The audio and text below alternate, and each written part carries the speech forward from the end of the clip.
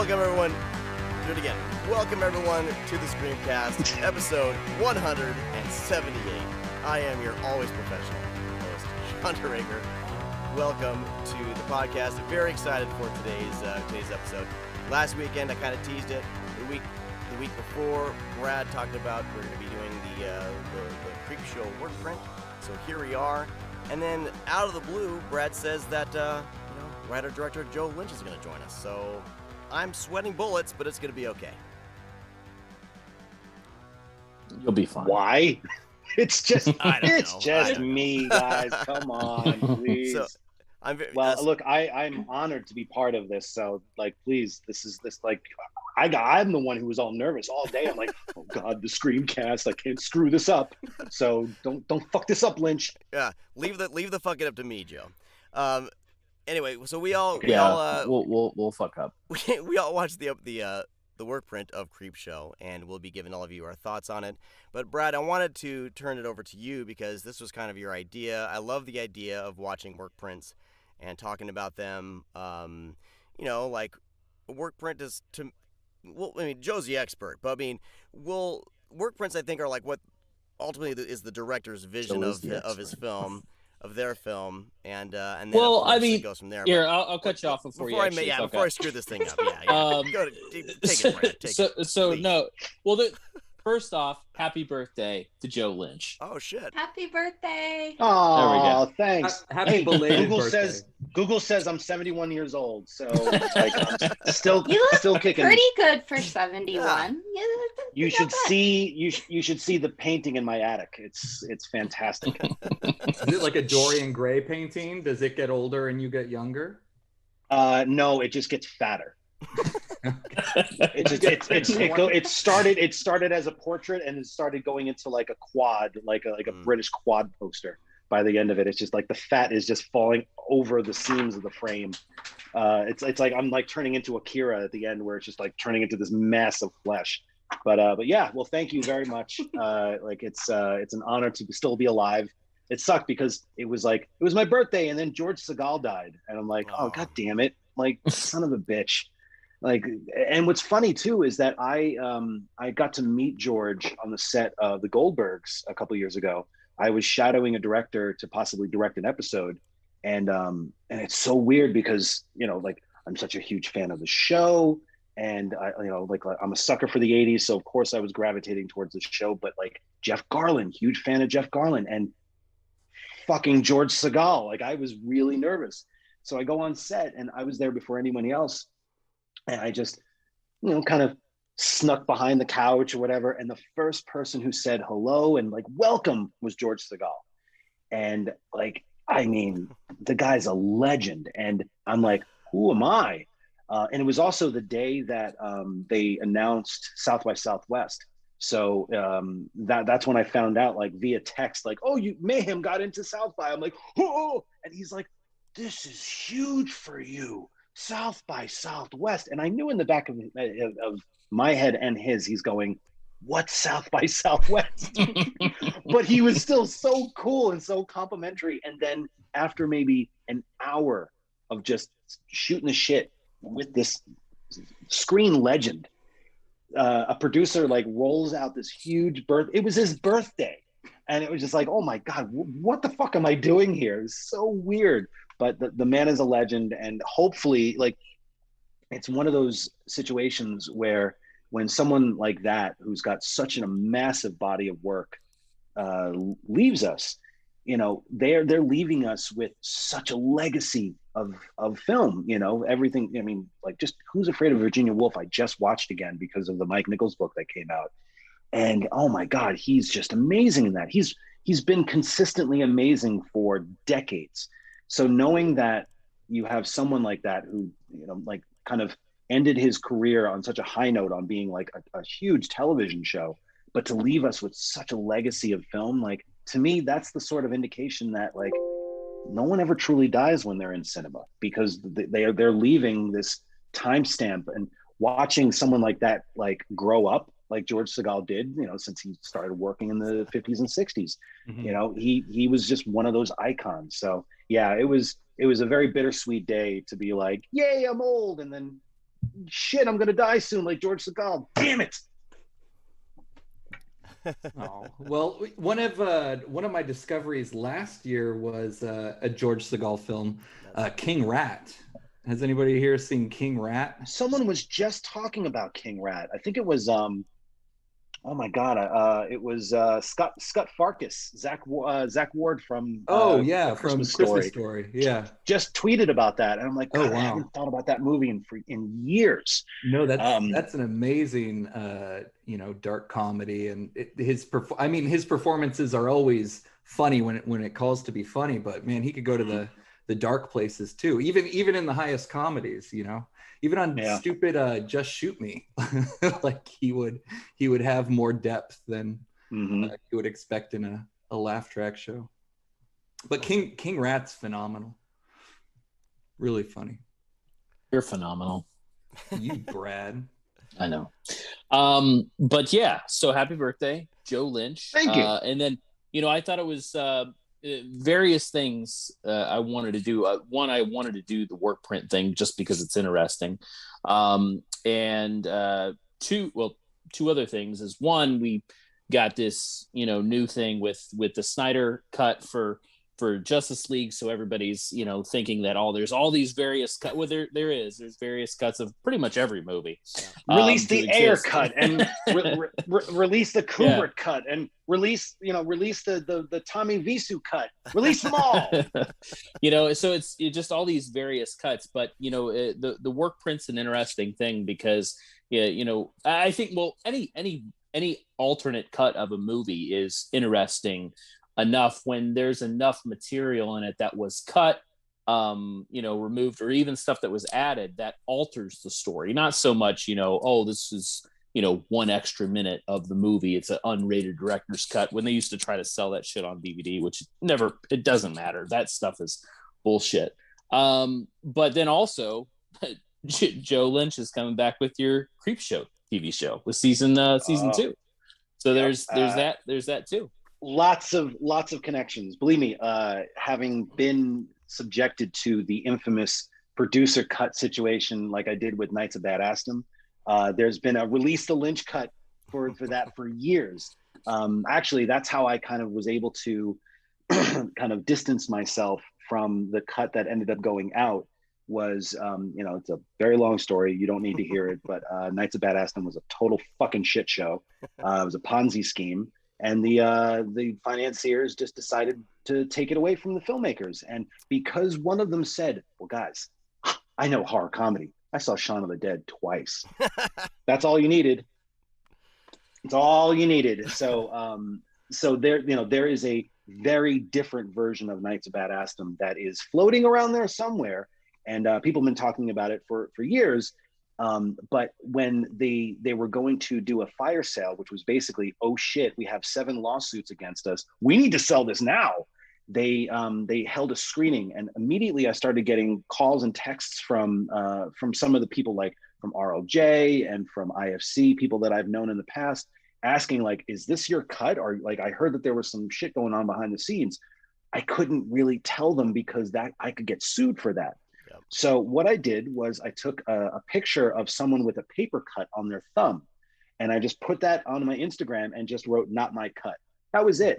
And immediately, that's all it took for Bloody Disgusting to run a story about, wait a second, this isn't Joe's cut. So much so that someone actually went to that screening at Century City, and as the lights went down, someone went, this isn't Joe's cut, it's bullshit. And people left. So the next day, the asshole, again, the silver fox who thought he knew how to make horror comedies because he watched Shaun of the Dead twice, called up my manager and said, we're going to fucking sue Joe for doing that. And my manager goes, can I just ask a question? Where in that Instagram post does it say anything about Knights of Badassdom? Well, nowhere, but but I know what he's talking about. He's like, so right. So there's nothing that you can sue him over, right? We'll fight. Click. Just fucking hung up on him.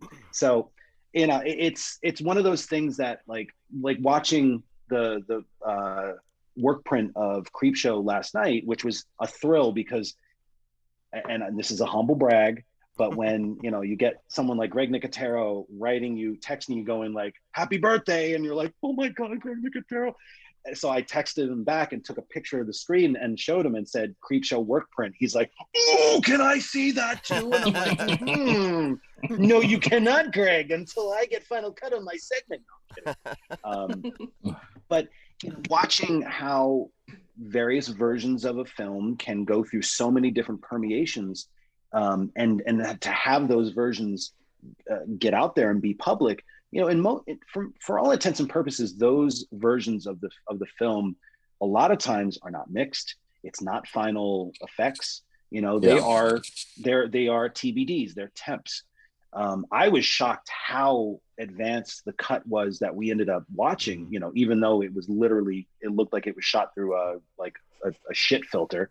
Like a generation. It was the kind of low fidelity that you have to buy on like After Effects for thousands of dollars to make it look that shitty. But to see, like, you know, I've been so ensconced in Creepshow lore especially the past year, having worked on the show twice now. Oh shit, I'm not supposed to say I did season 3. Oops. Oh, there you go. Oops. We don't edit, so you sorry. didn't hear that from me. Oh darn.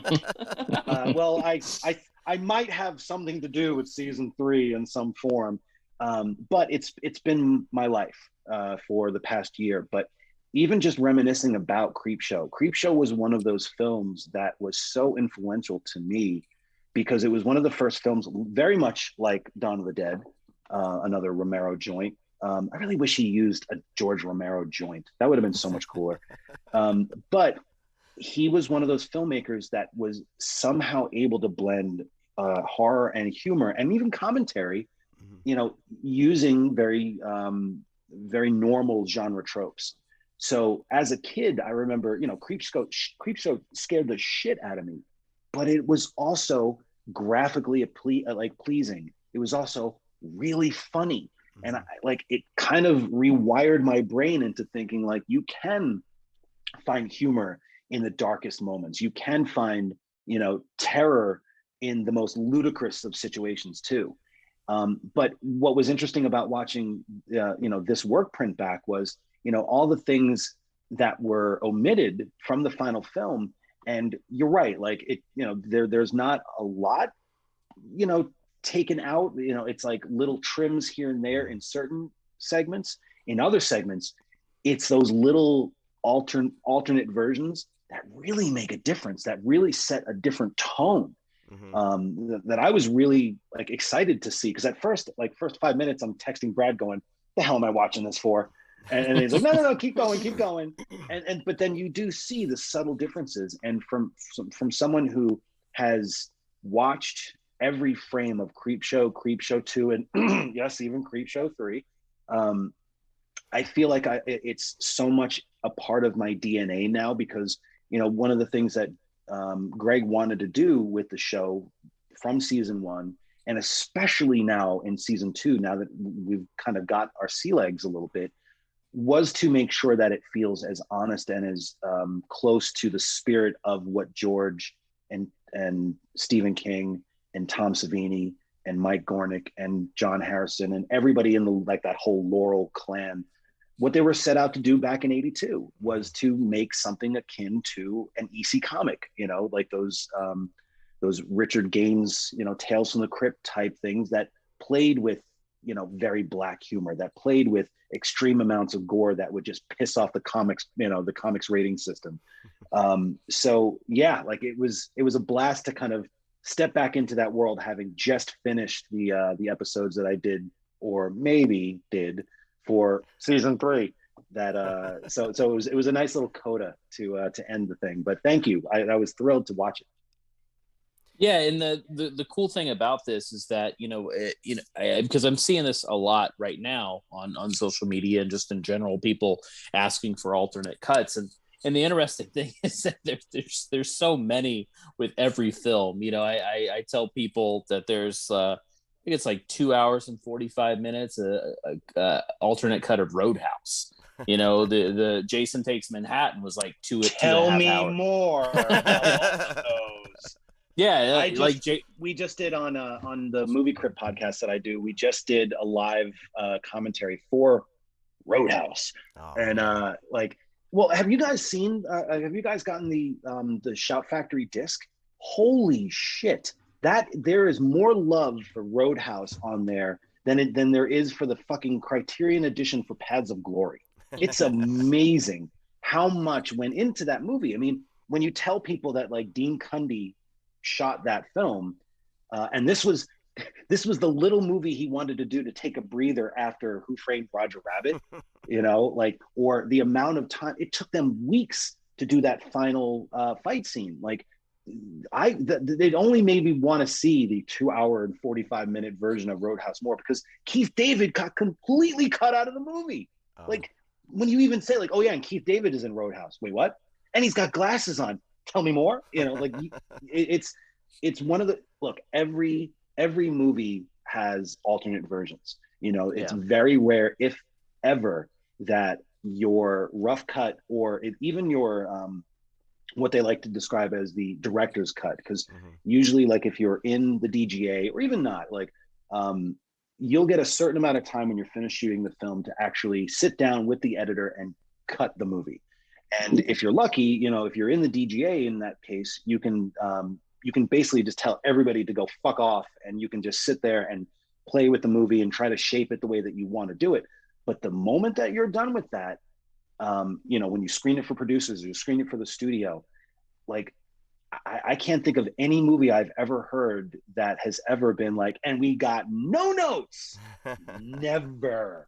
So there's always going to be something that either gets altered, you know, like gets you know, augmented, or gets trimmed out for time, for tone, for pacing, for performance. So, you know, every film in the history of cinema will have an alternate cut. It's just by what degrees are those alternate cuts going to be something that is so significant to the overall effect of the film, or can you watch that sort of thing and go, I get it. You know, there's been so many movies, especially with the advent of Laserdisc and DVD and so on and so forth, where you can just present these sort of things in a non-linear fashion, because, you know, back on VHS, in most cases you couldn't have that. But to be able to watch deleted scenes and to be able to watch certain, you know, alternate cuts of things, you know, from a filmmaker standpoint, it's nice to see, like, oh, so I get why that, you know, that got cut out, or that got cut out for time. It makes sense. But sometimes you get lucky and you get to see certain films where the cuts are like Heaven's Gate is wildly different from, you know, from the original intent. And sometimes you go, I get it. I totally get it. Yeah, and then sometimes you get Steven Soderbergh, who just recuts it again and shows it in a completely different light. Do you guys remember that when he was re-releasing his cuts of other people's films? But let me ask you this: what do you guys think about what if the producers said we're going to keep Keith David or Jeff Healey, and like they had to exercise Keith David to keep Jeff Healey? Like, would you do that? You can look that. Wow, that's a Sophie's choice right there. Let's be fair. Like as much as I love Keith David, if you don't have Jeff Healey in those moments where the name is Dalton, like, you don't have Roadhouse. You know, like, especially with the music, such a huge component of that. And he fucking dodges a bottle. He's blind and he fucking dodges bottles when he's behind that chicken wire. I love how we've already gone off on the tangent of Roadhouse, where Brad just kind of drops Roadhouse as an aside. Sorry, everyone's sorry happens. Roadhouse is the best Christmas movie. We'll jump back, but you know, the backstory on Creepshow is that I think the final version is 2 hours and some change. You know, I think it's just 2 hours max. And then the work print is runs about 10 minutes extra. And the thing is that it's something that you watch, and you know, there are little trims here and there, you know, an extra, you know, shot before someone reaches for something, or an extra line. But in two of the segments,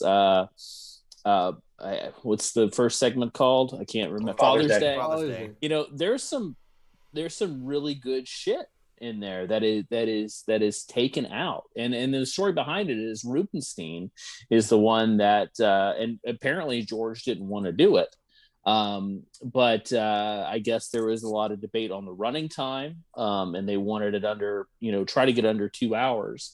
So it kind of makes sense why there is all these little cuts throughout the film, where there's like 3 seconds or 2 seconds, because if you do pair them up side by side, there are just really tiny, like 2-3 second cuts in various places.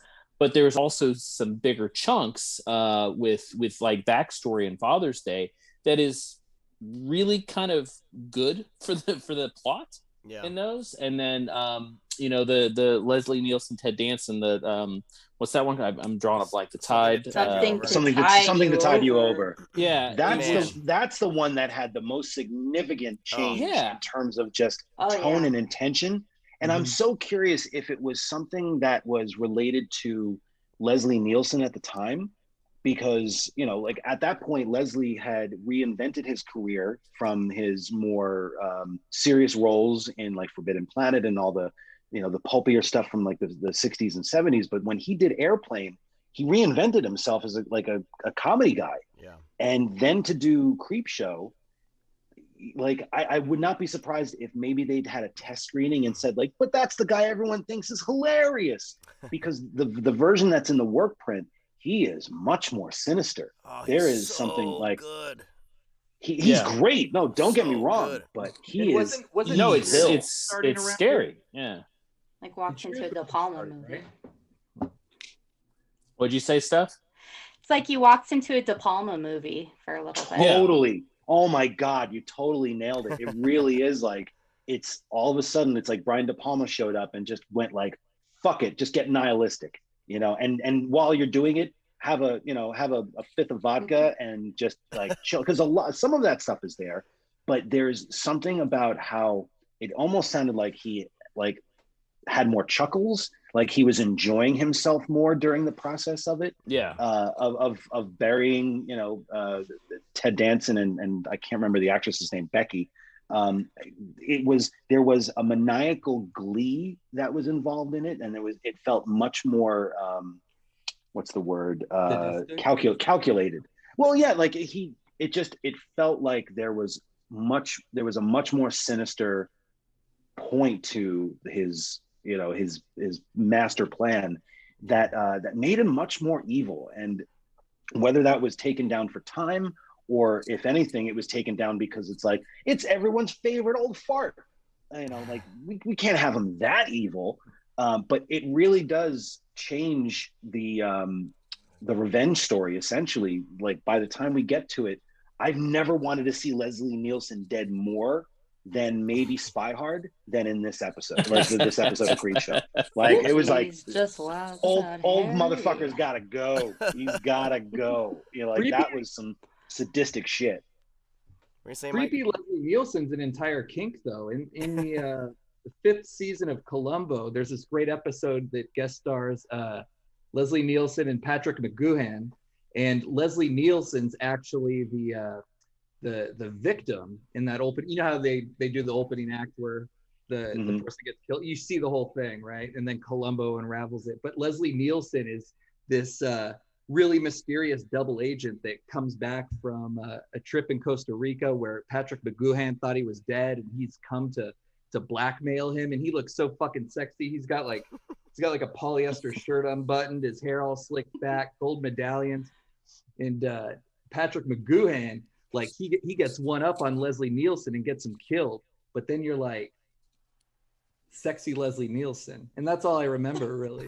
even when Leslie's like in the mirror, he's going like ooh, boop, doop, bop, boop, and he's taking off his medallion and everything. I'm like, damn, like I wouldn't be surprised if he's like, sorry fellas, we gotta wrap it up. I gotta go to Studio 54, do some coke off a stripper's ass. Like, and I would have totally believed it.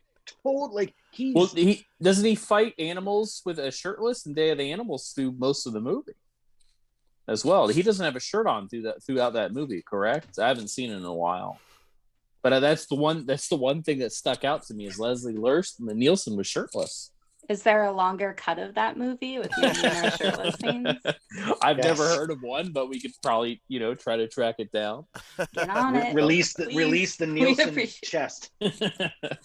But in those are the two, and then also not that there's so much added or taken out, but the final segment is restructured.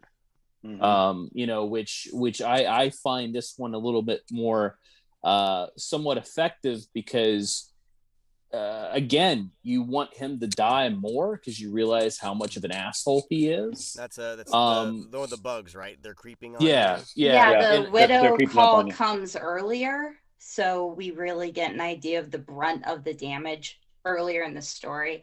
Yeah, I agree. That's interesting that they moved it back the way they did. Yeah, and that's the one thing. I think those three segments alone, there's a lot going on in Creepshow to kind of carry these characters, hate the characters more, and kind of want to see people die. It's just odd that it was cut because there's nothing in the film that is needless. Or something where you could say, maybe the meteor one because he goes to the loan office and there's a couple extra scenes here and there. That's fine. But, three of the segments are, I think, a lot better. And I agree. They could have used those longer cuts. Yeah, the three. Plus, there's nothing better than hearing E.G. Marshall say "bastard" about 12 more times in this version than before. Because I don't remember him saying "bastard" that many times, so I don't know if there was a bastard quotient that Laurel had. It's like, I'm sorry guys, like he said it 24 times, we can't have him say it more. But you're right, like it's his intentions, because again, Creepshow has now established itself as a formula. There are things that characters have to do and certain comeuppances that they have to be part of that make it feel like Creepshow has now, like, between two movies, we don't talk about the third, and now almost into 3 seasons of the show, and having read the other scripts too, like whenever anyone says it's very Twilight Zone-esque, what that means when someone says that. There is a formula that Serling created, whether it's the asides in the beginning, the bookends, but also just how the characters traverse through the world, and what the cause and effect is. Creepshow has that too. And what's interesting about this work print is that it was even more reinforced in that earlier cut that doesn't really get lost in the version that we've seen a million times. Because you're right, Brad, like in the Jordy Verrill episode, there's the loan moment, which you can sit there and go, you didn't need it. All you needed to do is show him go to the bank, and there's the plus side of having the meteor. And then when he realizes he's got meteor shit and he's got the boils on his finger, and then when the doctor, the same guy, comes out and he's the doctor now, that cause and effect makes sense. You don't really need the lone guy. But what's interesting too is that there was that one shot that was like a total Creepshow shot, which is now again part of the formula, where you have your actors and they have a scrim behind them, or now on the show we use green screen, but you have a scrim that changes color that makes it feel like it's a comic panel. And there was a really interesting one with Stephen King where it was like all the tendrils and the vines and stuff like that. I thought that was awesome. And it made, in a weird sort of way, it put me in Jordy Verrill's head a little more. Like, that was, if there was anything that I wish was retained from the directors, like from the work print, it was that one moment. Because they're like, look, as much of a lunkhead Jordy Verrill is, he's a lovable loser. And you feel, I remember even as a kid feeling so bad for him, where he's like, please, just this once. And it's got that typical Creepshow sound, because it's the same exact sound effect that the dad from Father's Day was like, I want my cake. I can't do it.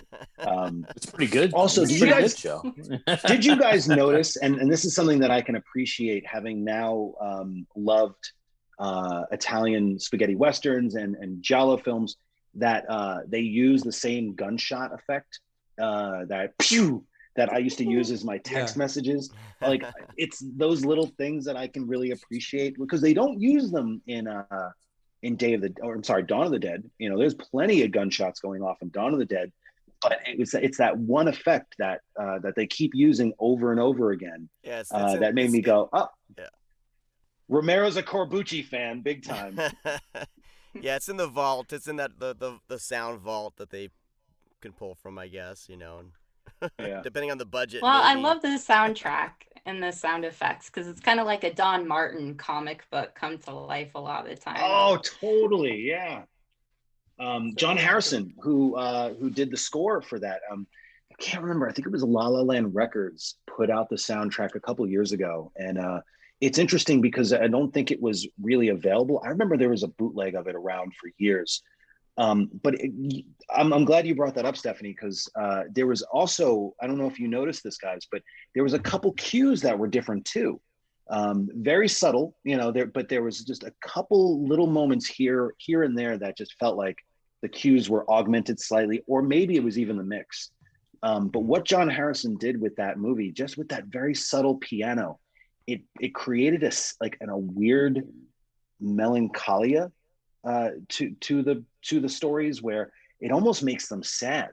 And there's of course there's something very ominous about the just very simple pianos that they use. But yeah, that soundtrack is so good. It works so well. I wish that they had used the same score or variants of that score in Creepshow 2. It's not nearly as good in Creepshow 2 as it is in 1. Creepshow 1's score is a character, you know? Absolutely. Yeah. And you know, it's weird because again, you know, I guess weird might be the wrong thing to say here, but most Romero movies are padded. He does have these stories, but not padded in the bad way. It's just that he's really good at constructing these grand stories, even though this is multiple stories into one movie. You know, sitting down and watching a Romero movie, you just get so much. And watching the Workprint now, it feels that like I don't want to see what was released anymore. That's kind of how it is. And when that does happen with Workprints, and also, you know, director's cuts, if they're unavailable, you know, it changes the whole experience for you. And yeah, they're really small changes in a way, but they add so much that it's kind of mind-boggling that of course Romero was forced to do this, is that even though it's 10 minutes, there's a lot of cool shit in there that is taken away, like we've already said. And you kind of hinted at this, Joe, and to piggyback off what you said, it's just when these stories are told, we do react quicker. And when I originally watched the Ted Danson Nielsen one, it's like, what did Ted Danson do? That's the whole thing. Like, it's like, what's going, like, is he wrong? Is he right? Watching this, it's like, fuck Leslie Nielsen. You know, it's like you really, really want to see him, like, you know that something's going to happen. This actually isn't it. You know, something's going to, and the sense of like impending doom hits so much quicker in it than it does, because you don't really get the sense of that, you know, this sense of dread that is happening in that segment. In the version that we all know, it doesn't hit until a little bit later, after like Ted Danson's drowned and, you know, Leslie Nielsen's like going to bed or whatever it may be. It hits like when Ted Danson's still being buried, because there's that scene, like, you know, he says, get in the hole. And then I believe, I haven't seen either version in a very long time, so correct me if I'm wrong. So in that, they have the hole, and then the next sequence, he's like patting the dirt around his head. Yeah, it cuts very quickly print, from him outside to inside. You have that interstitial moment that it's dread-inducing. Yeah, and it's just like, it just happens, and it's cut to where now it obviously feels like something was missing, but it just it felt like an odd transition. And now you have the thing where he's like chest deep and he's fucking throwing the dirt at him. And he says, I'm not going to be able to breathe. And he's like, well, you'll have a hard time. Well, breathing's going to be difficult. But, yeah. Don't worry, you'll keeps be fine. throwing the dirt. And it's like, man, this guy's really going to get his fucking, come upping. He's going to, something's going to happen to this dude and it needs to happen soon. And that's by elongating the process, it made it scarier, even when later on, when he goes back to his apartment, correct me if I'm wrong, guys, but it felt like there was a lot more shots of him watching the screens. And every time Becky was hit with another wave or Ted was hit with another wave, like I remember there being a few of them in the original cut or like the theatrical cut. Yeah. But this just felt like, holy shit, he's just dragging it out. And it every time I think I got to go back to the original. Give me an excuse to go back and watch Creepshow again, guys. Okay, thanks.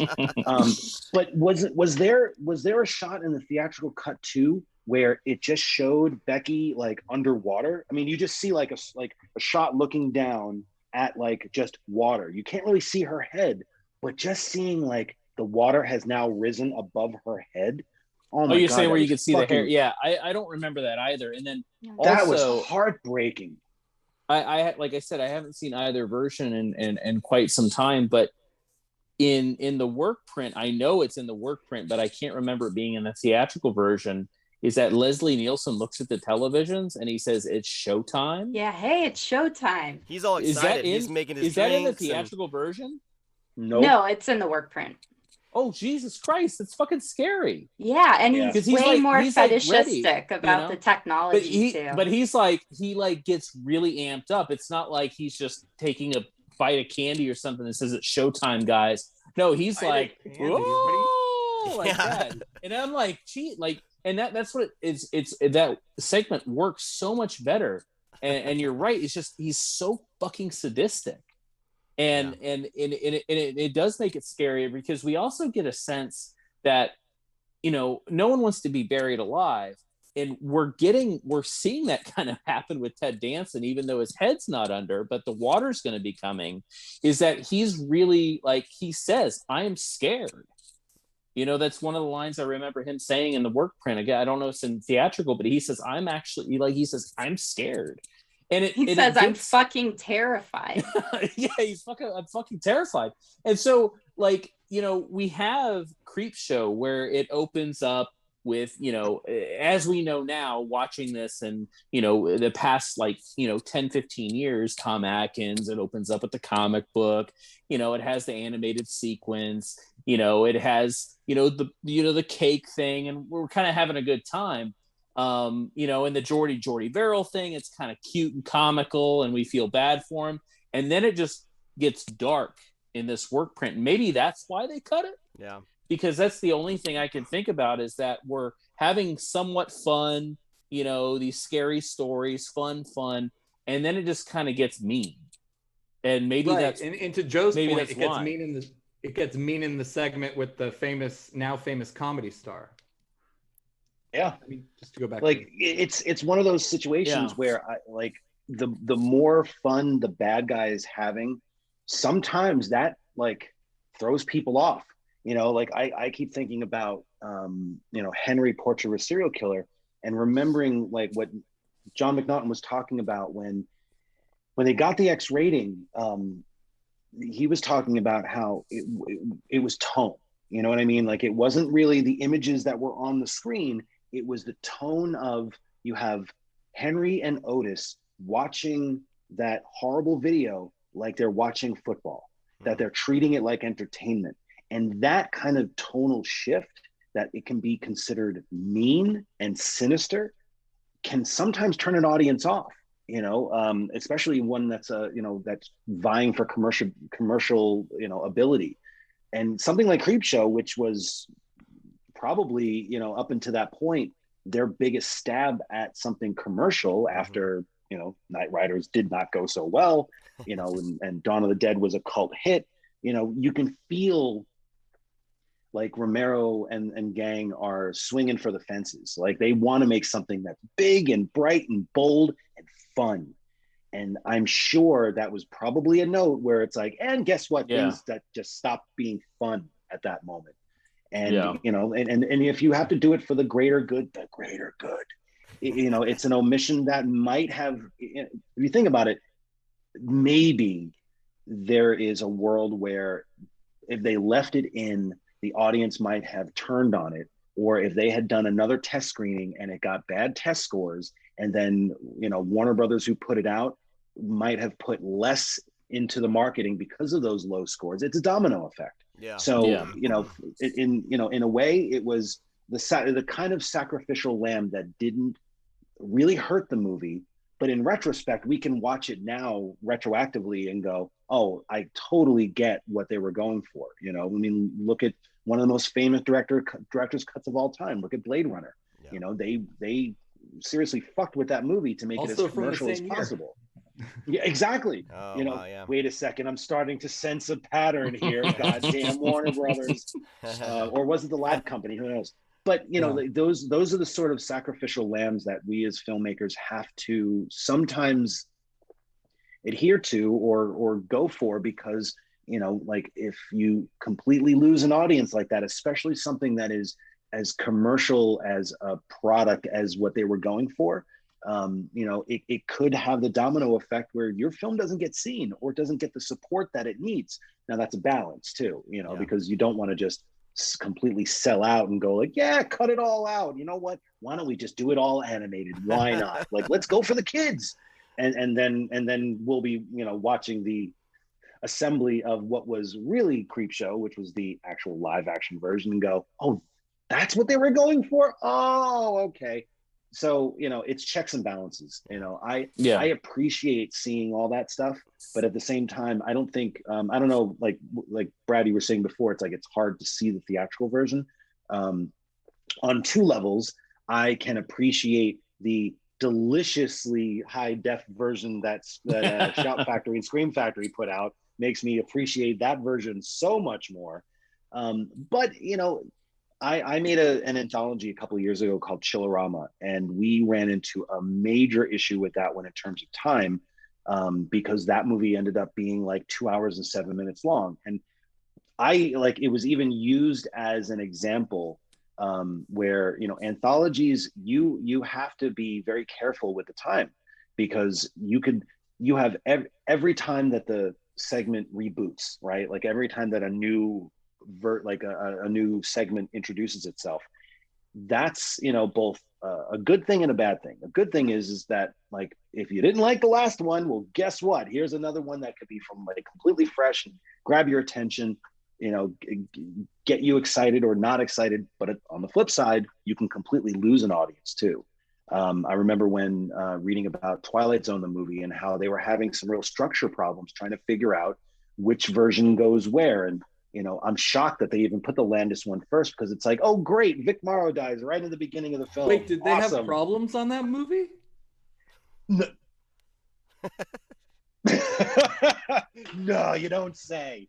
But that's something where, you know, you have to be almost like a yeah, exactly. You almost have to be a DJ, and you have to know the audience well enough to know, like, okay, here's our kicker, here's our slightly more saccharine, serious one. But if you're going to have that one, you got to have something that's going to follow it up, that's going to either bring the audience back or keep them. And, you know, when you look back and go, God, Creepshow was 2 hours long originally. As a kid, I don't remember that, because the thing moves so fucking fast. You know, they get a lot of mileage out of the pacing of Creepshow, the original Creepshow. I personally think that one moves faster than Creepshow 2, and Creepshow 2 is shorter. So, you know, it's a tough thing to, as a filmmaker, you never want to, you know, kill your babies, so to speak. But at the same time, if it's for the greater good and you're going to be able to keep audiences' attention all the more, I'm sure that theater owners at the time when that movie was playing were going like, wait, 2 hours and 10 minutes for this? That means I can only show it one time less, and less revenue for them. Yeah, being a horror film too, like a 2 hour and 10 minute horror film back then, that was, I imagine what they yeah, were this thinking isn't at the Warren time, this you isn't know? Warren Beatty's Reds. You know, there is red in the movie, but Yeah. this is not Warren Beatty's Reds where you can go, oh, it's a prestige film, we can let it go for 3 hours, or make it feel like that too. Sorry, not a big Reds fan. So, you know, with these films and with, you know, filmmakers, I mean, filmmaking, a director is it's a very collaborative position. You're kind of, you know, you're herding cats, so to speak, right? You're kind of bringing things together. You're trying And to dogs. There's a few dogs in there everything. too. But you're trying to please like so many people, and like, you know, I couldn't imagine like trying to please that many people for one project. You're a director. You have a vision. There's a script. You know, you worked with the script writer or you got the script, but then it's not as simple as just shooting the script. There's also everything else, you know, you have to keep in mind. And you make a good point. I've never really thought about that with anthology films, because it makes so much sense that you're kind of riding the audience wave of keeping them engaged more so in an anthology, because you're bringing in all these smaller pieces. I mean, we know your story with, you know, with Knights of Badassdom, but I mean, is there, as a director and you working on your films and working on, you know, the TV series, the Creepshow and things, like how has your perspective changed through, I guess, your career so far? Hence, you know, from Knights of Badassdom on, have you become more collaborative? Do you kind of see the writing on the wall a little better? Like, how has that, you know, built you up as a director? Well, it's a very good question, Sean. Honestly, it goes back to Wrong Turn 2. That was my first movie that I had done, which I still cannot fucking believe that movie's owned by Disney now. It blows my mind. I am shocked, appalled, and also thrilled that someone in the Disney vault is going like, we made that. But you know, when I made that movie, I went in thinking that it was because it was a Fox movie. And I think at the time that I was reading a book about Fincher's experience on Alien 3. So I was already terrified of like, how is this process going to work? Because, you know, this was at the time when direct-to-video was, you know, it was still kind of a dumping ground, but it was also around the time that you could slap unrated on fucking anything and it will sell it for units. Dude, The Sandlot 3, unrated, shit sells units. The same dude made all the Sandlot movies, though, in his defense. David Mickey something, Mitchell, something like that. Yeah. Well, sadly diminishing results. Or like Mike 7, you know, like Mike 7, unrated. You know, dude, there was Jonathan a time where that was for a comeback. Yeah. Sure. We'll Haley Joel Osment I can try. Yeah, exactly. If Haley Joel Osment can get a comeback, then Lipnicki can too. But the thing is that this time he would have to actually like sever an 11-pound head. That's true. That's true. Like that's where he can sever his ties with his past and say, "Fuck you, Cameron Crowe. I'm reinventing myself." He should cut off his own eyelids like a fish. Oof. Remember he said that scene fish have no eyelids. My neighbor has two rabbits. You know way too much about that. But, you know, like with Wrong Turn 2, I thought it was going to be a real cook, like lots of cooks in the kitchen. And, you know, when an executive takes you into their office, this doesn't get gross. Well, not really, but like it doesn't get gross like you think. But my last meeting was with the head of Fox, and he specifically said, look, I could spray diarrhea into a DVD box and put it on the shelf at Blockbuster. And based on the title, Wrong Turn, it will sell units. So I do not give a shit what you do. Just make sure that you come in on time and on budget. And shockingly, who would have thought, but shockingly, I had a lot of creative freedom on that purely because I was able to follow the rules, the financial rules. Right. Make sure you make your days and make sure you're on budget. And that's it. Like I had a moment, I don't know if you guys ever saw it, but there's a scene in the movie where Erica Learson she's abducted by the hillbilly mutants. And we were trying to figure out some way to contain her. And I thought, well, what's the worst thing that you could do to a vegan? Make them feel like an animal. So and we had this animal pen in the set. So, but it wasn't in the script that we were going to actually put her in the animal pen. So I wanted to make sure, I wanted to play ball. So I called up the same exec and said, hey, listen, I just wanted to pitch something to you. All right, kid, go for it. So what if, like, hear me out here, hear me out. What if the vegan gets put into an animal cell and we feed her entrails? Like, that's the worst thing that can happen. That's ultimate torture. What do you think? Pause.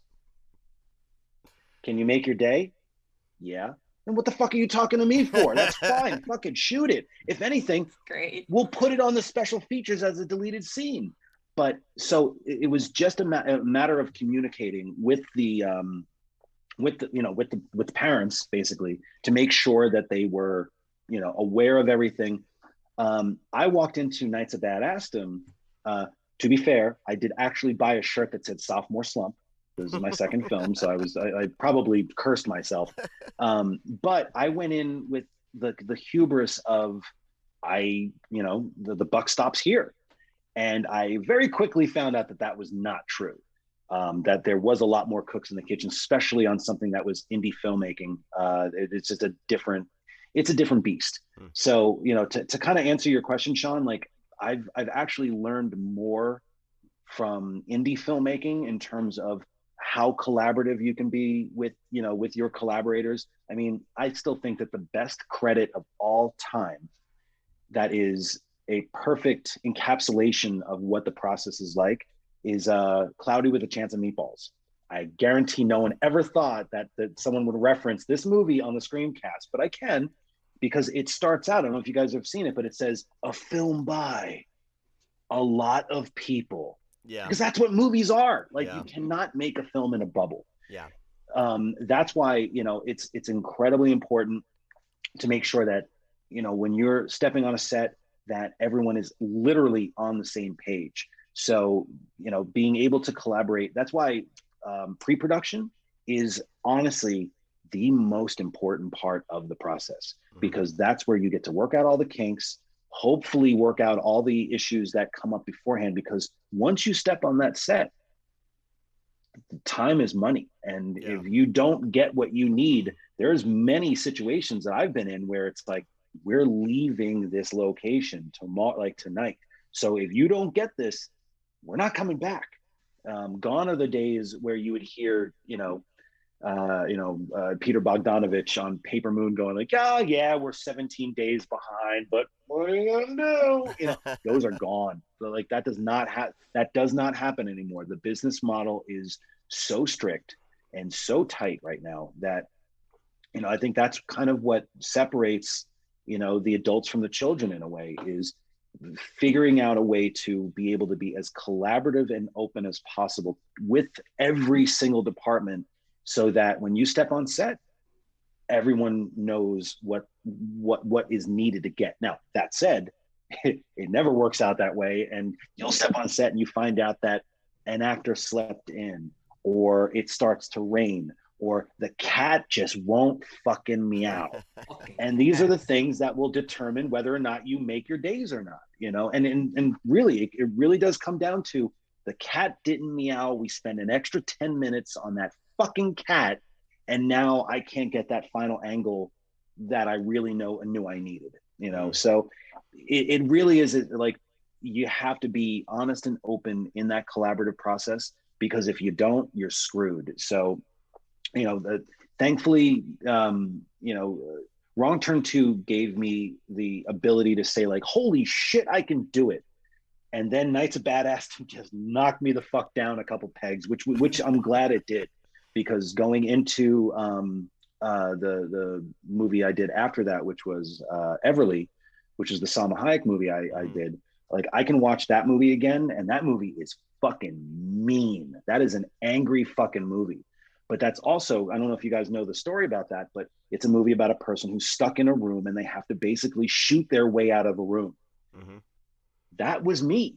I was stuck in that room, or I was stuck in this trap of failure from Nights of Badassdom, and I needed to find out whatever way possible I needed to break out of that lull, that bullshit, or even just help that character get the fuck out of there.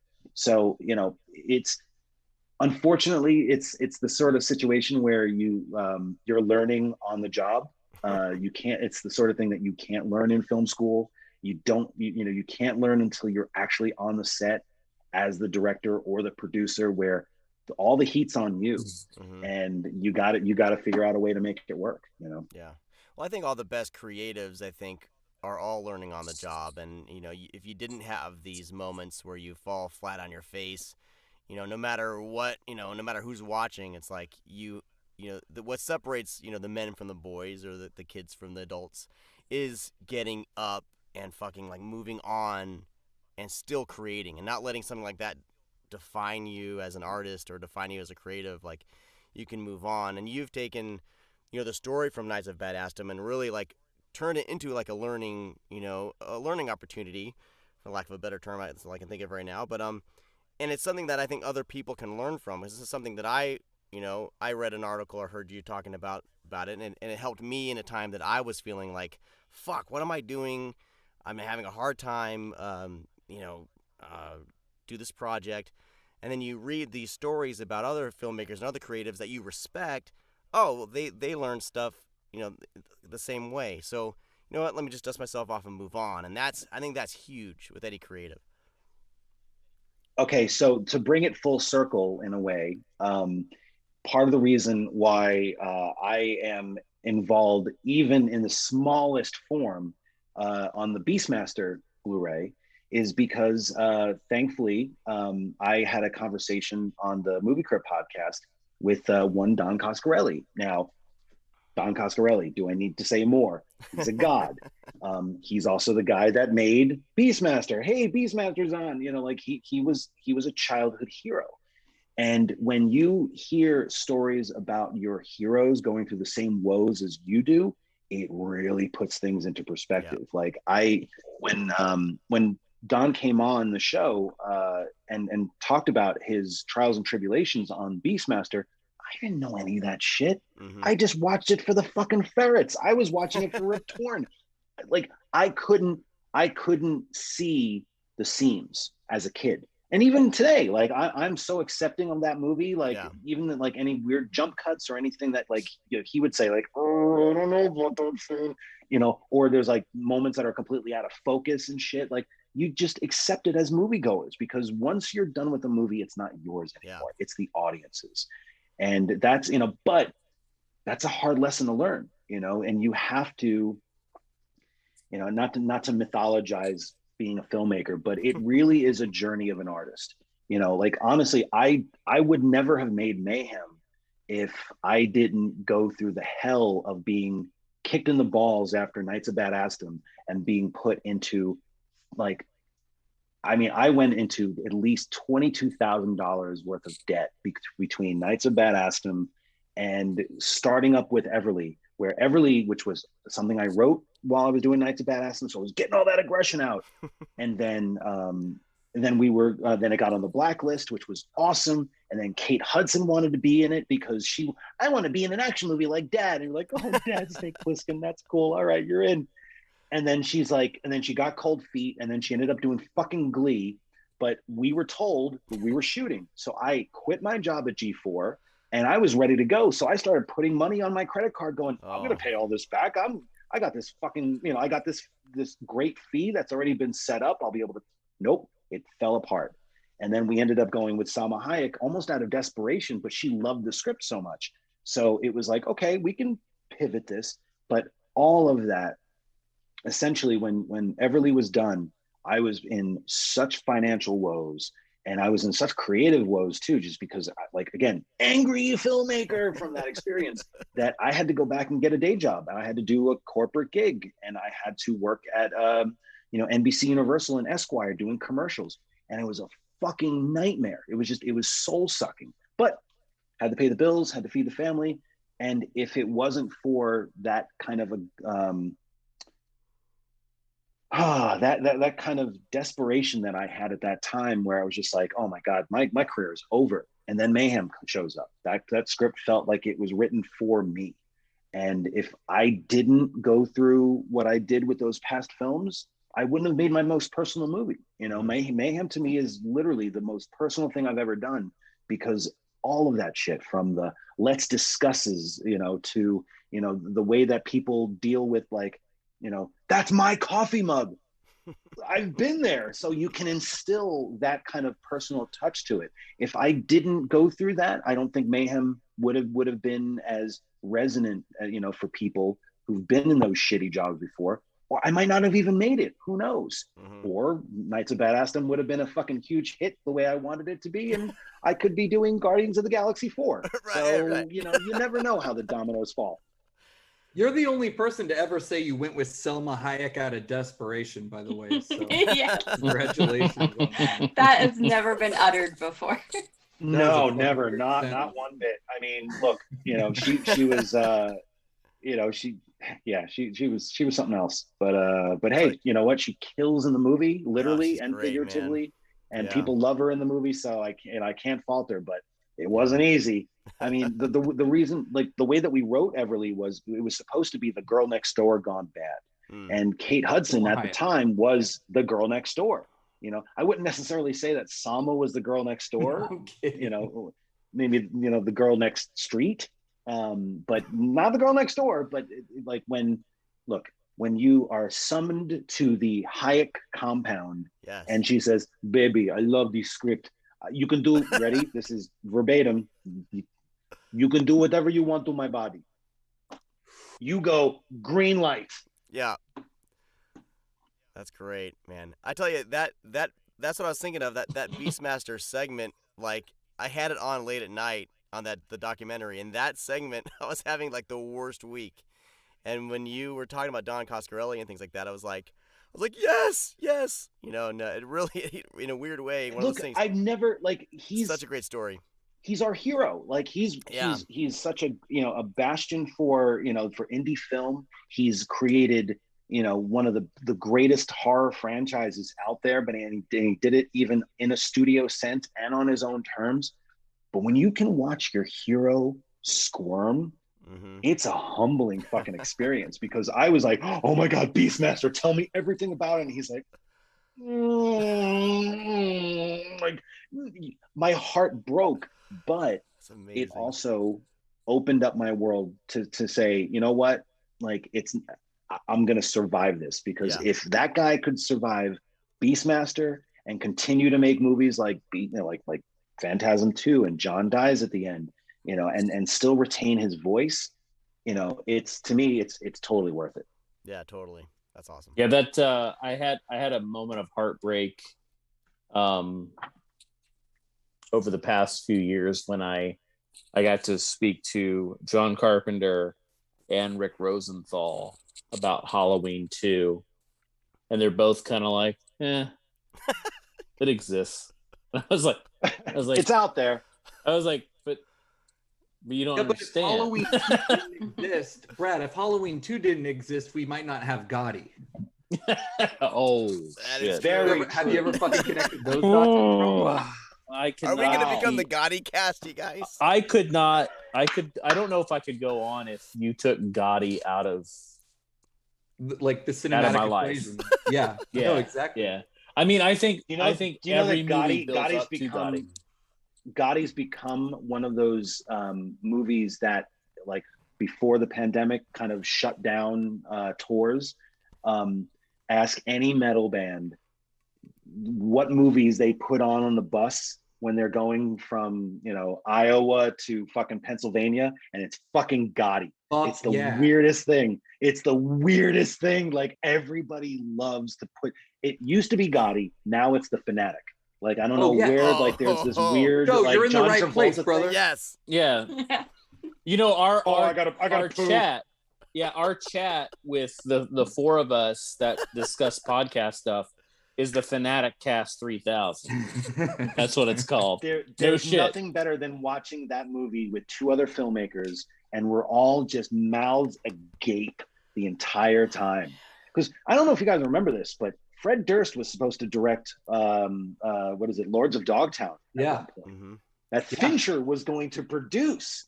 And, like, I even mentioned this during the movie, and one of the guys we were watching it with was just like, when did that happen again? Like, who, what? And then we would just start doing like, if only we could fly, and sing Limp Bizkit songs. But you know what? If there's anything to be said about that movie, both Devon Sawa, it's now becoming a Sawa renaissance now, a Sawa-sance. Hunter Dunbar, Devon Sawa and fucking John Travolta are so committed in that fucking movie, because that could easily just fall into like parody, essentially. But by the time you get to the point when he's doing the stuff with the toothbrush, and they are like, those two are fucking fully committed. It's insane. That movie is going, you know what? Give it 4 more years and it's going to be considered a fucking classic. Oh, absolutely. Mark my words. Mark my words. Yeah. It's already from the maid getting absolutely. From the maid getting her head knocked back to him going in the house and playing the piano with his fucking backpack on. It's pure cinema insanity. And the only thing that I wish they would have not dropped, which I think would have just been nice in consistency, was the those animated asides. I like I really enjoyed those. Yeah. And then it just kind of, wait, Wes Borland did those? Yeah, Wes Borland did those. Wow. No, that makes sense. That makes total sense.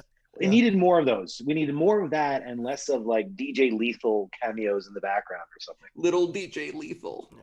Yeah.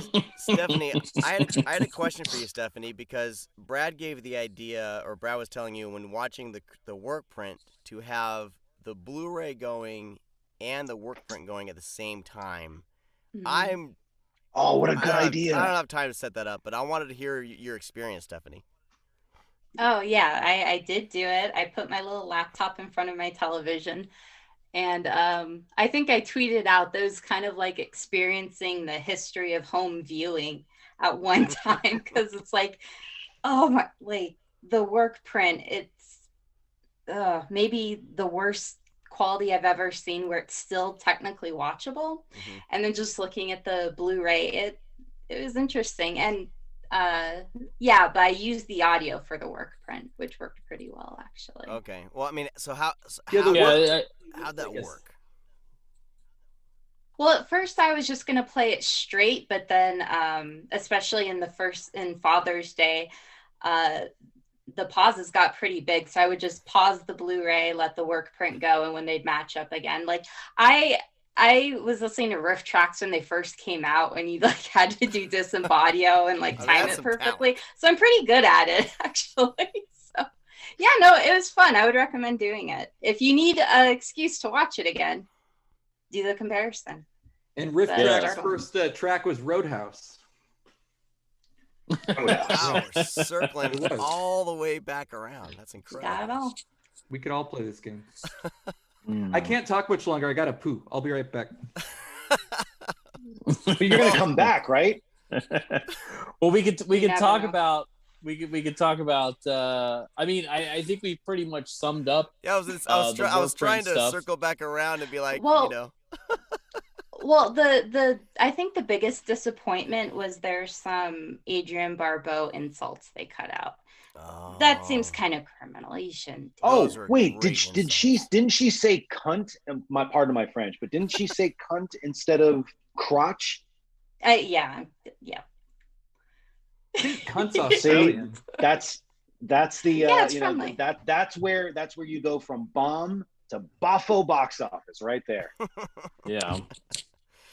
Well, I think with Mike introducing his need to poop. No, that's a line from The Fanatic. That's the first line. Okay. I thought you really need to poop. I was going to say, look, man, if you got to poop, we can wrap this just up. Looking for an excuse to leave. I'm just looking at the time. I'm making sure, trying to keep it. We gotta even talk about what we've watched. Okay, well, let's do it, man. Let's do it, Brad. Or Joe. Joe's the guest. He can go first. Oh man, like, where do I start? Like, do I just roll off some? I've watched a lot of stuff. Some of your favorite watches. Let us have them. Okay, all right. In the past 2 months, I'm going to go down my list of the past 2 months in order from Creepshow Workprint. Okay. I got to see the new Tom Six movie, the Onania Club. Oh wow. Oh yeah. I don't know if I can talk about it much, but ooh boy, it's we did an interview with Tom over the weekend, and it's definitely one for the books. It's been that they've wrapped up on that a while ago, right? Like 3 years ago. It's looking for a distributor now. Okay. Good luck. Good luck with that one. It's it could use a little Vinegar Syndrome. Just saying. But it's an interesting movie. Like, that's all I can say with that. I'm very curious, because I was at the first one of the first screenings of Human Centipede at Fright Fest, and like, look, when someone tells you, like, darling, the film of the festival is this film where someone gets their assholes sewn to other people's mouths, you're like, this sounds interesting. Like, it's an easy sell, like that you could tell from the poster, you can tell from like the 100% medically accurate, like, they knew how to market the shit out of that movie, no pun. Here, it's a decidedly more complex kind of storyline. So yeah, I would be interested to see what people think about that one. So I'll leave that for another discussion on the Screamcast when you guys actually watch it. Let's see. Ladies and Gentlemen, The Fabulous Stains. I don't know if you guys have ever seen that. Yeah, love that. I saw it 3 years ago, because in LA there's a video store called Cinephile, which is one of the few video stores that's left, and they're my gods. That's my church, and I can get movies like The Fabulous Stains, and I love that movie. It is definitely not a movie that could be made today, especially with 15-year-old leads like Diane Ladd and a 13-year-old what's her name, Laura Dern, and a 22-year-old Ray Winstone, who, look, like, I would fuck the shit out of Ray Winstone, like, if he looked as gorgeous and as badass as he. Oh no, I would take Ray Winstone over Selma now any day. But if you haven't seen that movie, it's amazing. It's got a very interesting ending, though. I don't know if you guys remember it. I don't want to spoil it for anyone who hasn't seen it. But if you listen to the commentary, don't listen to the Lou Adler commentary, because it's just basically you just listen to him sleep. But the Diane Lane and Laura Dern commentary is fucking amazing. Boy, do they have a lot to talk about. But they mentioned that ending, the one where it's kind of like all of a sudden they're on MTV, it was shot almost 2 years later because of the whole MTV craze. They did a screening of it and it did very poorly, and then they ended up doing a reshoot that was essentially like just putting the Stains on MTV in a Go-Go's like music video. It was shot almost 2 years later and they look so much older. I never noticed that before. I thought that was really cool. Let's see, Elaine May's A New Leaf. I've never seen that movie before. Holy shit. What that movie funny? A New Leaf. It's on a Criterion Channel right now. It's Elaine May's, no, it's not her directorial debut, I don't think, but I think Walter Matthau. I think it might. I think it's that Heartbreak Kid is her second one. So you're right. Yes. Yeah. But A New Leaf with Walter Matthau and Elaine May. It's amazing. I'm used to the Walter Matthau that's like the curmudgeon-y old man, like in Grumpy Old Man, like Bad News Bears, or obviously Grumpy Old Men, or even Taking a Pelham 123. Here he plays like an aristocrat, and it's weird. It's really weird. It's like it's like putting Tom Green in a tux. You're just like, something's off here, something's amiss. But if you get a chance, definitely check that out. I did a Joe D'Amato double feature over the weekend with Emmanuel and the Last Cannibals and Porno Holocaust, which unfortunately is not on Letterboxd. I was a little dismayed to not be able to find that entry. So, and anyone from Letterboxd, you need to put Porno Holocaust on there, because Joe D'Amato deserves the respect. Let's see, Legend of Billie Jean, I rewatched. Yes. So good. Love that movie. Another DVD that is hard to get, but the commentary is totally worth it. Listening to Helen Slater and what's her name from The Simpsons? Lisa Simpson. Bailey. Yeardley Smith, right? Yes, Yeardley Smith. No, E.G. Daily, different 80s icon turned animation voiceover star. I love that movie. Yeah. one movie that I watched again recently. I would be very curious what the boxes on the screen are going to react to when I mention this movie, because it's a film that when it came out was very controversial, or at least it tried to stir up as much controversy as possible, thanks to Roger Ebert. It's David the Demon DeFalco's Chaos. That's the reaction I wanted. One. Wait. Oh shit. Homicide, suicide, car crashes. What's funny is that that's the first film shot by Brandon Trost, who is now one of the hardest working DPs in like, the industry right now. He does all the Seth Rogen movies. He works a lot, and he does amazing work. Like he's up there with like some of the best studio working DPs. He's awesome. We had him on the show recently, but Chaos was his first movie, and wow. Yeah, it's a movie, that's for sure. It's a movie. I've never seen it. I just looked it up. Look, I've never seen it. It takes a lot for me to be grossed out. The first time I saw this movie, I specifically remember finishing the film and going upstairs and taking the hottest shower I could possibly take for about, like, I took a Silkwood shower, basically. I'm scrubbing my fucking skin. So much so that, like, I actually watched Silkwood after it as a buffer to kind of watch something light. But look, it's, you know, I don't know if you guys remember Kevin Gage. He was Waingro in Heat. Here's a fun story. God, I shouldn't be telling this, but fuck it, it's Screamcast. So I was working at G4. Please, no one's listening. I was working at G4 as oh, stop it. I'm listening back going, why did I tell this story? So I was working at G4 as a DP at the time. This was after Chaos had come out. And I went to Rob Hall's, the effects artist. We went to his effects studio because he was working on, I think it was Terminator, the Sarah Connor Chronicles at the time. And we did an interview with him or whatever. And I remember putting my camera bag down and I was changing batteries and I heard this voice, and it was a very familiar voice. And I look over and there's this dude sweeping up the lobby. And I'm like, is that the guy from fucking Heat? Is that Chaos? It was Kevin Gage.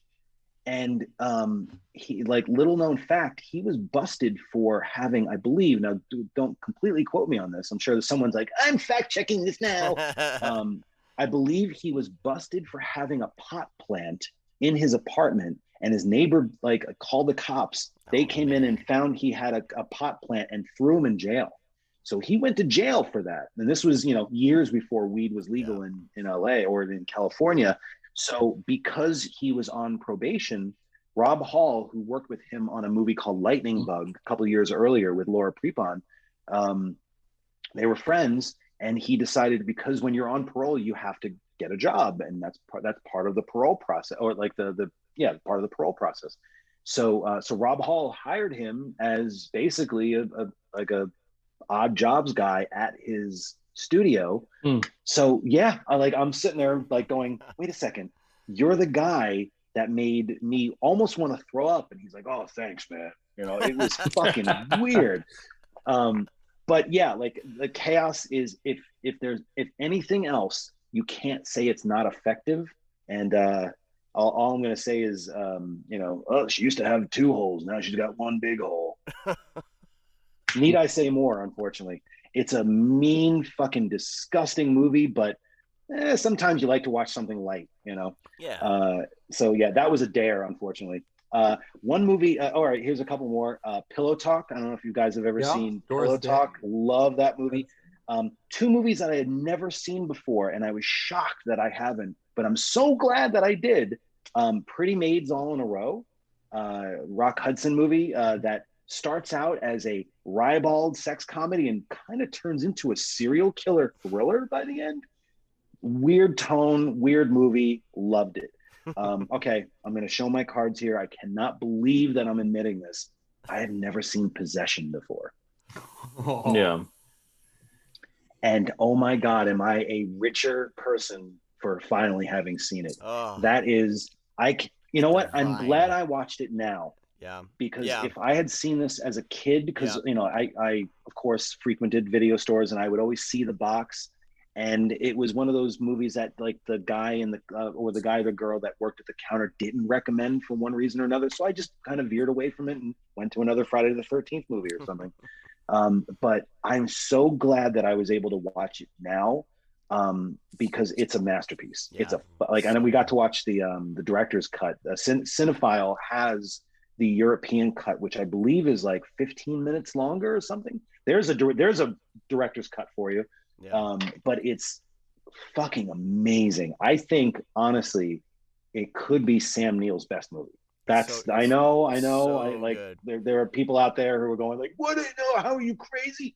That is a tour de force. I've never seen Sam Neill literally act his ass off. Yeah. Isabelle Adjani is amazing too. Obviously, the subway scene is a class. I had heard some like my editor on Mayhem, a really good friend Josh Ethier, would talk about it all the time, and you know, because he likes some really dark shit. Like I think he actually finds Come and See as a comedy.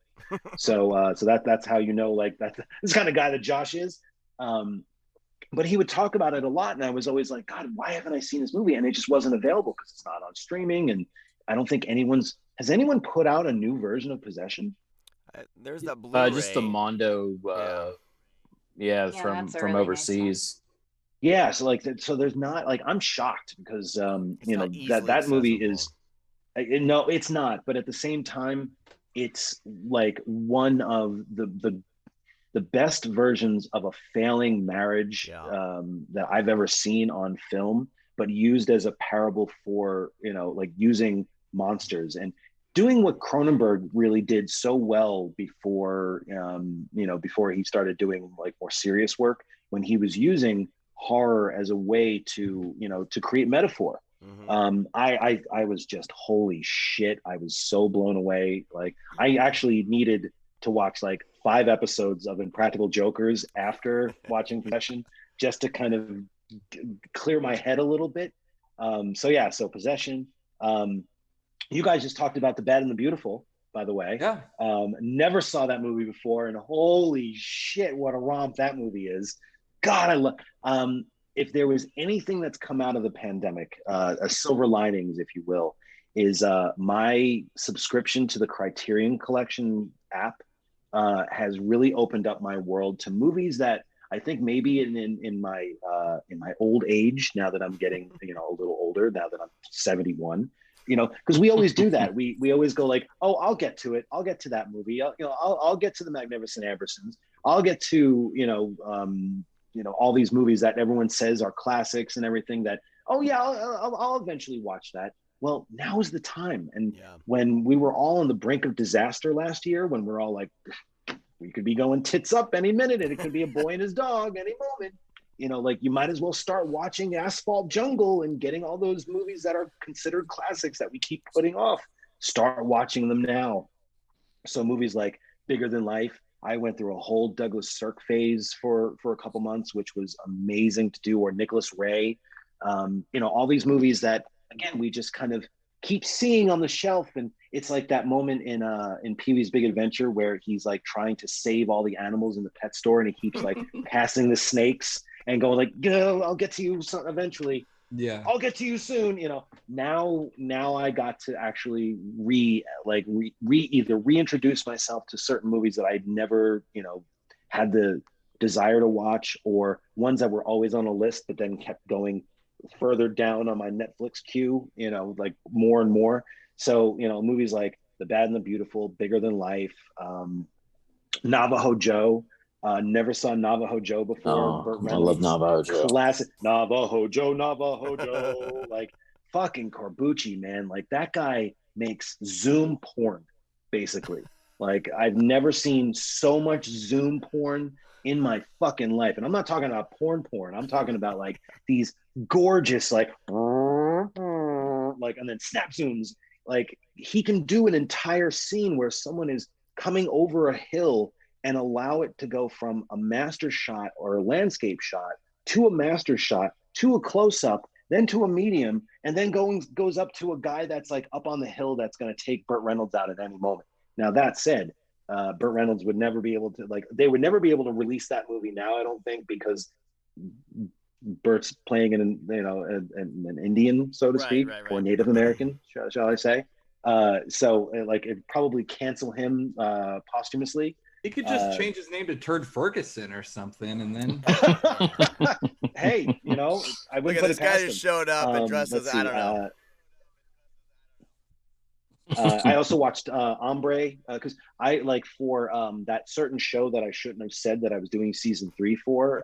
The one like I love to do. I like to really take a lot of the language from other films and use them in a way to tell the story. And you know, for season 2 of Creepshow, you know, I have my weird Euro trash episode, and I have my weird like classic sci-fi episode. For the other ones that we're doing, I have my Polanski episode, and I have a spaghetti western episode, so to speak. So to be able to watch movies like Hombre and Good, the Bad, and the Ugly, I watched Fistful of Dynamite more because the camera angles. But Navajo Joe, like Sergio Corbucci, just knows how to fucking shoot westerns. And you watch it and you go, it's probably like the reason why he had that long zoom and went into that was because someone probably told him you have one shot to get 7 setups. So you better figure out how to make this one shot be your master shot, your medium shot, your close-up shot, back to your like master, and then reveal a dude up in the, you know, in the mountains ready to shoot, you know, shoot your hero. That kind of necessity creates a style, you know, and I think a lot of those filmmakers from the Italian, the spaghetti western era didn't have a lot of time and didn't have a lot of money, and they weren't fucking John Ford or Preston Sturges and be able to have the time and the money to do that. So they created their own style purely out of necessity. I love that.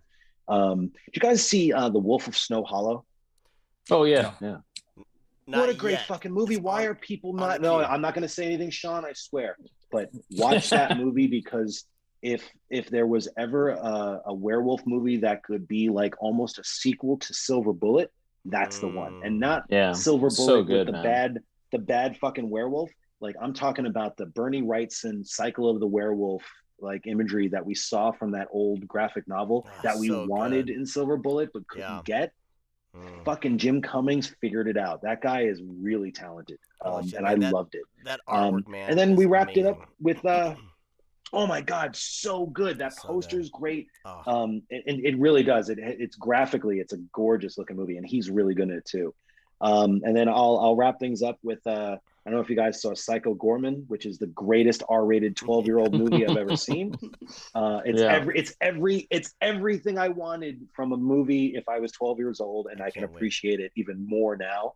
I love that movie. And then finally, and I'm really proud about this, I don't know if you guys are fans of Just One of the Guys, the 80s film Just One of the Guys.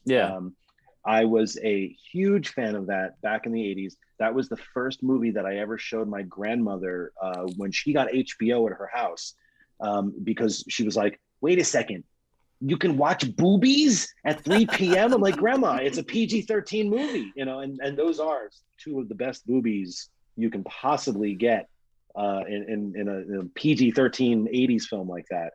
And so I was working on a Netflix project, and I was at this post house that does a lot of commentaries, does a lot of like audio stuff for Netflix and for DVDs. And one of the producers and I were like, one of the guys there, we were talking about how much we love Just One of the Guys. So I was like, why hasn't anyone put a special edition out on that? And why hasn't there been like I want a commentary for that thing, man. I want to hear Joyce Heiser. I want to hear Clayton Rohner. I want to hear the whole cast get together. So the guy goes, hold on, let me make a phone call. 2 weeks later, they're like, we're doing the commentary. They got everybody. Joyce Heiser, Clayton Rohner, Tony Hudson. The only 2 people they didn't get were Buddy, Billy Jane, and they didn't get the Zapka, which I was really disappointed about. But practically everyone else in that movie, they compiled together to do this commentary at the studio. And I was thrilled because I was like, if this happens, I have to moderate this shit because I have to be in that same room with that cast. Because that was, again, there was one of those movies that gave me this weird idealized version of what high school was going to be. Back when that movie came out, I was in like, maybe I think the 5th grade or something like that. So, you know, I just thought like, well, I guess everyone grows like 10 years when you go from 7th to 9th grade because everybody in that movie is 30 fucking years old. Yeah. So I guess like everybody gets really old all of a sudden.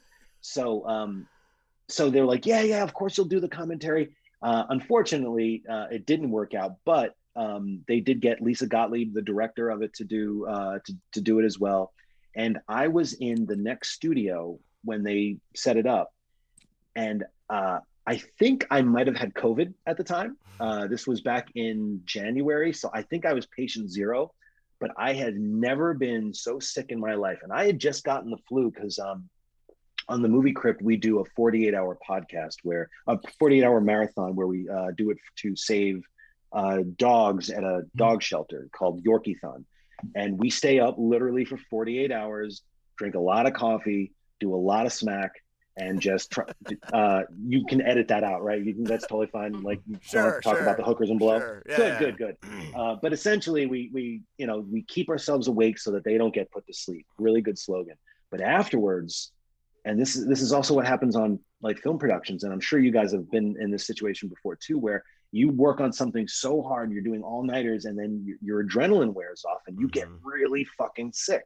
So I usually just get used to, after a couple days doing the Yorkie-thon, and the Coke and the Ludes kind of wear off, I get like flu sick really bad. So that came and that went.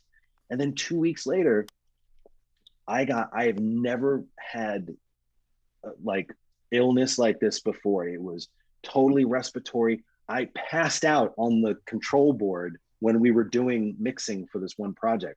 It was that bad. Like, I was driving home on the 110 and just like literally just like, I'm melting. But before that, right before I started feeling, you know, like that moment when you know you're getting sick, where you're like, oh shit, like I'm getting sick. Yeah, you feel that frog in your throat, and yeah, you know it's coming, right? Yeah. So just on the precipice of that, they're like, hey, the cast from Just One of the Guys is outside if you want to say hi. I'm like, fuck yeah! Immediately totally forgot about the sickness, went out there, and I'm hugging everybody. Fucking Ari Gross and I'm just like, oh my God, I loved you in The Experts. Clayton Rohner, I'm like, oh my God, I could just talk about April Fool's Day forever. Like, I could not have gotten more touchy-feely with this cast than I did that day. So if anybody got COVID from that, it was totally my fault, and I apologize. But that said, I don't think they would have done a commentary without me going, hey, we should do a commentary for Just One of the Guys someday. Doesn't the world need that?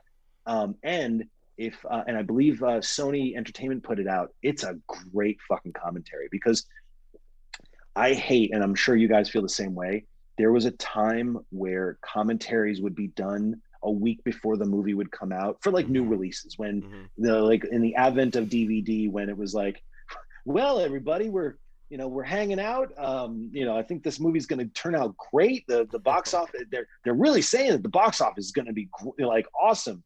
And then you realize that, like, no, the Kingdom of the Crystal Skull did not go over as well as everyone thought. So don't worry about, like thinking about that shit. I prefer it when it's movies that are retroactive, like when there a little time has passed and people can not just sit there and slap each other on the back and go, he was a real trooper and she was a soldier during this. It's like, no, cut the bullshit. Like it's so much better when they can step back and go, oh my God, look at my hair, or what were we thinking? And that is 90% of Just One of the Guys commentary is them just retroactively making fun of themselves. It's glorious. So there you go. There's actually, that is about 30% of what I've watched in the last month and a half. So if you want to do that on every fucking show, yeah, like it's hard. Like I sat there and went like, how the hell do I like cut this list down, and do I do I want to talk about Ford Fairlane? I don't know, but we'll save it for next time. Oh, wait, last one. Did you guys see Random Acts of Violence, the Jay Baruchel movie? Yeah. Why are people not talking about that movie? People hated it, man. Oh my God, it's fucking amazing. I have never seen a serial killer movie that had a moment where the serial killer psychs himself up before a kill. I have never seen that. I've always wondered, like, why don't they have those moments, like those character beat moments? And there's many of them in this. And this movie is gory as fuck. It was actually shot by Kareem Hussein, who did Hobo with a Shotgun, Possessor, which was my favorite movie last year. It's a gorgeous giallo looking movie. It's got all of the. It feels like a Bava film, and there's that one scene, and there are many of them like it. But this one kill where the killer is actually outside of the car, where all the kids are in the car going, "What's he doing? Where are we?" Like, it goes against every rule that a slasher movie from the 80s uses by actually showing the killer's like psyche and the process, and then proceeds to have the killer come in and repeatedly stab someone about 40 times in like quick succession, whereas usually it's like stab or thwack or weed whacker. You get like one or two impact hits, and then that's it. Whether that was the MPAA who was cutting it out or it was the way it was designed. No, this motherfucker comes in and just starts fucking stabbing someone. Multiple stabbings is so scary. Like in the great or what was it called, Runaway Train, when they went to my God, fucking like yes. John Boyd and shit, where it's like shivved, or like when you watch like any movie that's set in a prison and someone's getting shivved, like American Me or something like that. It's brutal, because it doesn't feel calculated. It feels very primal. And yeah, if anyone had any doubts that Jay Baruchel is like not a really talented filmmaker from Goon 2, to go from Goon 2 to Random Acts of Violence, like, man, that motherfucker has range, and I cannot wait to see what he does next. But if you're a fan of slasher movies and giallo films, it's great. I would highly recommend Random Acts of Violence as well. That's why I was so surprised, because I saw it at Fantastic Fest. And I come out and I'm like, this is fucking great. This movie's like made for me. It's super brutal. It's really mean. It does some incredibly creative things. The gore kind of comes out of nowhere at times, especially the last act. I'm like, man, this is really kind of fucked up. And then it just seems like people were just not into it. And I just didn't I didn't understand it, because I was like, but it's good. But it does go into like meta sort of stuff too, where right, yeah. Like, look, we all know, like, the Fantastic Fest crowd can be very receptive to an audience, but at the same time, like, they can be, I hate to say it, but they can be a little snobbish too. And if you don't hit the right chords, I know. Look, I've had 2 movies play there at this point, and I've seen the crowd embrace me, and I've seen the crowd turn on me. So like it was, I guess you could say, it was a fickle crowd. It didn't help. Well, no, the first time that I played a movie at Fantastic Fest was Wrong Turn 2. And in my introduction, I farted into the mic for about 30 seconds. So I don't know if that was a good thing or a bad thing. And this is where Stephanie's like, I'm done. She'll just shut him up and turn him off. But yeah, like I'm shocked. I'm not completely surprised that that it wasn't embraced, because it does have like a meta approach to it that I could see some people being turned off by. But give it a shot. It's really I thought it would like kind of blow up when it hit Shudder recently, but no one really talked about it. Well, I think but anyway, not until now. God damn it. Yeah. Well, if you want to see a movie about a Go ahead, Sean. Well, no, go ahead. There's a delay. Go ahead. I think it's been hard this past year, I think, with streaming to keep up with what the hell is on what streaming service. I think for me, a lot of movies have kind of flown by, and I have no idea what's out. I have no idea. I don't have time to listen to podcasts. I don't have time to pay attention to what's out. But I think the lack of theatrical release like nothing's been coming out. So it's kind of hard to separate like the theatrical releases from like what's hitting streaming or whatever. It's been a crazy year. So I just bought the Blu-ray just now as we were talking. It's like $12, and then I saw it was on Shudder. I mean, I can watch it, but I want the Blu-ray. But I mean, that's great. But yeah, it's been a weird. It's now come. Theatrical has come down now. Unfortunately, it's become another marketing tool. Because think about it. Most movies that even go theatrical, they have a window of what? 1 weekend to maybe, if they're lucky anymore, 8 weekends. And then after that, the movie does not live in that format anymore. It lives on physical media, or it lives on streaming, or it lives on, like cable or what have you. So, the real home for these movies ultimately is where content is going. I hate it. I'm the biggest proponent for the theatrical experience. I got my vaccine specifically so I can see Kong versus Godzilla immediately, because I want to see that on the biggest screen possible safely. But, like the reason why people start talking about movies anymore is because of like the windows of exposure. Yeah. And when a movie comes out in theaters now, it's like, especially with the window of like theaters to home video release has gotten shorter and shorter.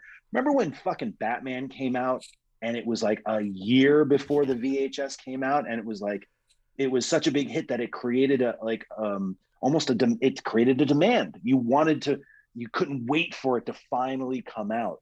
And now, like, I mean, if things are coming out day and date, like everyone's all up in arms over Black Widow coming out day and date, which, it does eradicate some of the thrill of being able to see it in a theater, especially if you got to pay $30 for it. Like I fully endorse, if someone wants to stay home and watch, Kong, at home, hopefully they got a big screen, they got some really good sound, and like crank it up and make sure that the Wingard neon hits them in full blast.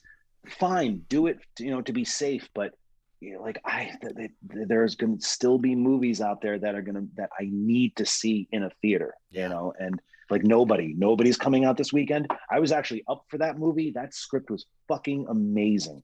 And then when they're like the Hardcore Harry guys doing it, I'm like, all right, I'm good. Like, I can't wait to see what that's going to come out, like how that's going to come out. And I hear it's great. And again, that's another movie that I would pay to see in theaters, but that shrinking window is making it incredibly hard for us to take the theatrical experience with any weight and any respect, because it's all going away. Things just get like ironically dumped. At the advent of go ahead, Mike. Sorry, that delay hit me.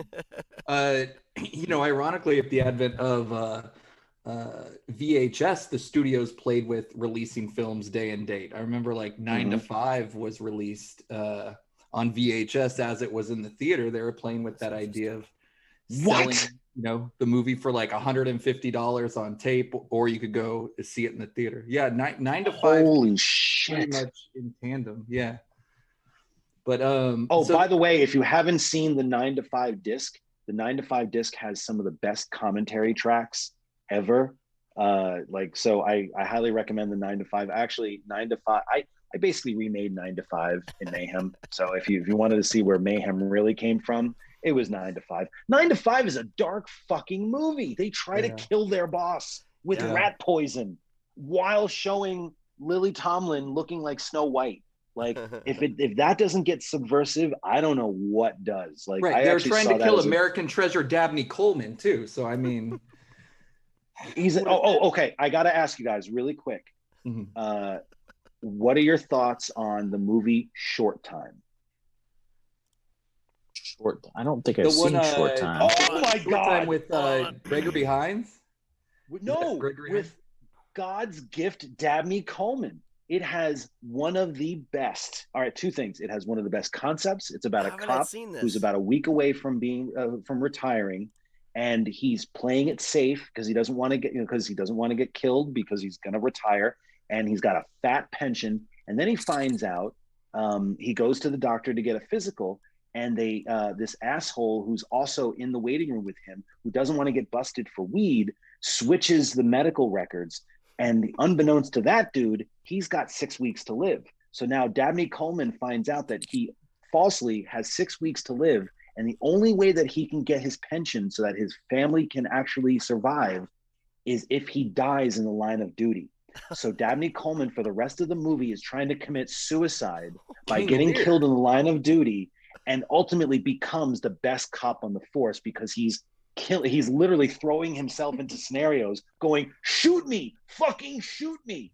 It's genius. It also has, and I'm putting the fucking gauntlet down right now, one of the best car chases of all time. Wow. Just saying it. I know everyone's got their hard-ons for Bullet and Ronin and French Connection and, you know, and the first 20 minutes of, Six Underground or whatever. I was going to say Blues Brothers, but this car chase scene, this car chase scene is amazing because the whole time Dabney Coleman is like chasing these dudes going, shoot me right here, fucking shoot me. And of course they don't. I loved it so much that I actually, at like 2 a.m. one night, I ended up having this moment of inspiration, and I took a 311 song and the car chase scene and did a mashup and just made it at 2 a.m. And I showed it to the band. It was wait. Don't know what to do. No, it's Amber. Amber? No, it was not Amber. That's either. The color of your energy, Joe. Hey, I've done 3 videos for those guys, so I can't knock them. But they love this. It was called Time Bomb, and I ended up just making this video, kind of like, remember the video that Metallica did for One, where they used the footage from it was Annie Got His Gun and created a video out of that footage. So I essentially made this music video out of the car chase scene, and they loved it so much they actually used it as their video, as their music video, because you can't find this movie anywhere. I think it might still be on YouTube. But it's one of those movies like Mute Witness that just kind of got lost in the annals of VHS to DVD transfer, and no one has ever heard of it again. But if you get a chance, look it up. I think someone should put it out on a certain special edition disc. Look, if you can fucking make this movie relevant again, you can do it again, God damn it. Is that in plastic, Joe? Come on, man. I have 2 copies of it. I have 2 copies. Hey, I also don't have a 4K player, so a ton of my stuff's in plastic. I'm sorry. It's time's money. All right. Just trust me, if you get a chance, short time, you will not be disappointed because Dabney Coleman is amazing. All right, man. So there you go. I'm shutting up. I haven't seen it. So Sean cut me off earlier, and then we just kind of kept talking. But if you mentioned about how killers get psyched up beforehand, there's this movie from the Netherlands, and I don't think it's hit yet to the States. I don't know if it will because it was made a couple years ago. But you can find it on Blu-ray in the Netherlands, and it is region free, I believe, with English subs. But it's called Bumperkleef, aka Tailgate. I hardly know her. And, oh boy! And the movie is absolutely insane. It's this guy who just drives around, and he purposely goes slow and cuts people off so people react to him, and then he gets into a fit of road rage and tries to kill the person. But he when he's attacking, he dresses up in this like pest control like hazmat suit, and he puts on chemical like a backpack like with a spray, and he'll go up to the car and like he'll try to spray people and blind them and get them sick with the chemicals, but not actually stab them. That's how he reacts. But he always wants a reason why that he is doing this. So if you were, let's say you're the dad, right, of you're the dad of you're the father of the guy that cut him off. So your son cuts this guy off. He'll track you down and say, do you think that you raised your son appropriately? Be like, well, yeah, I did. be like, but are you responsible for his actions? And they're like, well, my son can make his own decisions, but are you responsible for how he was raised? And you'd be like, well, yeah. Then he would try to fucking kill you because he wants a reason. So it's an existential Unhinged as directed by Michael Haneke. Yeah, I mean, yeah, there you go. But still could star Russell Crowe. But could still star Russell Crowe if you wanted to. That movie sounds amazing. It's insanely like it's scary. But yeah, it's called Bumper Cleef, aka Tailgate, I believe is the translation for it. But it's all I'm finding is bumpers. I'm just finding bumpers crazy. On Amazon. Yeah, and if you look up Tailgate, you'll just get shrimp and cinnamon toast crunch at this point. It's that when this comes out, we'll be like totally past that. But it's really good. It's such a good fucking movie, and it hits super hard, and it's crazy fucking suspenseful, because the whole plot is that this family is taking a trip. He's trying to get to point A to point B really quick, and he accidentally cuts this guy off. So he basically hunts down this family, 2 little girls and a mother and father. And this motherfucker's relentless. Wow. And but it's not gory. It's not like that. He is fucking spraying them down with like pest control chemicals in a hazmat suit. It's fucking crazy. It's so good though. Wow. It's literally when did it come out? Probably a couple years ago, like 2019. I don't think so it's recent. Yeah. It's not. It doesn't have U.S. distribution, I think. And being that festivals have kind of, flourished, I don't think it actually had, a chance over here. So it's just stuck. It's just stuck in the Netherlands. But it's definitely one of my favorites that I saw. I think I saw it at the beginning of this year. It was actually, I got to see it because it was a submission to a festival that didn't happen, and that's how I got to see it. And it's unbelievably good. So for those listening, it's all one word: Bumper Cleef, Kleef. So just do a search for that, and there's the IMDb page. But I mean, so you said it's on Blu-ray in Netherlands at least.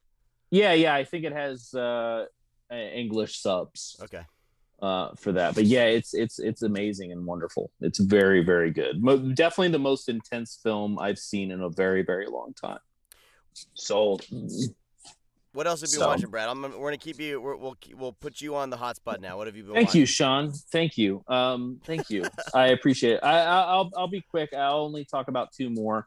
So I watched the 4K, the ultimate. Here we go again. The ultimate cut, the complete story of Watchmen that has the Black Freighter segment stuff cut into it. It runs close to 4 hours, I think. It's long. Zack Snyder's never done that before. Like 3.5. How is it just 3.5? Scenes? I don't think I've watched that cut. How is it with the animated scenes in there? Does it start feeling long? Did you watch it in no? How's it feel? It's no, I never watch movies in 2 halves. Jesus, I sit and watch the whole goddamn thing. So it's constructed differently because if you just watch the Black Freighter, it's just all 20-25 minutes that when it was released after the Watchmen was initially released. So this has the additional footage of another kind of storyline of this kid that's reading comic books.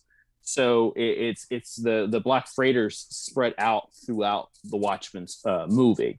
So whenever this kid is going back to this kind of magazine kiosk, he opens up the magazine and reads a little bit more, kind of following a little bit of a story that kind of reflects maybe Rorschach's character a little bit.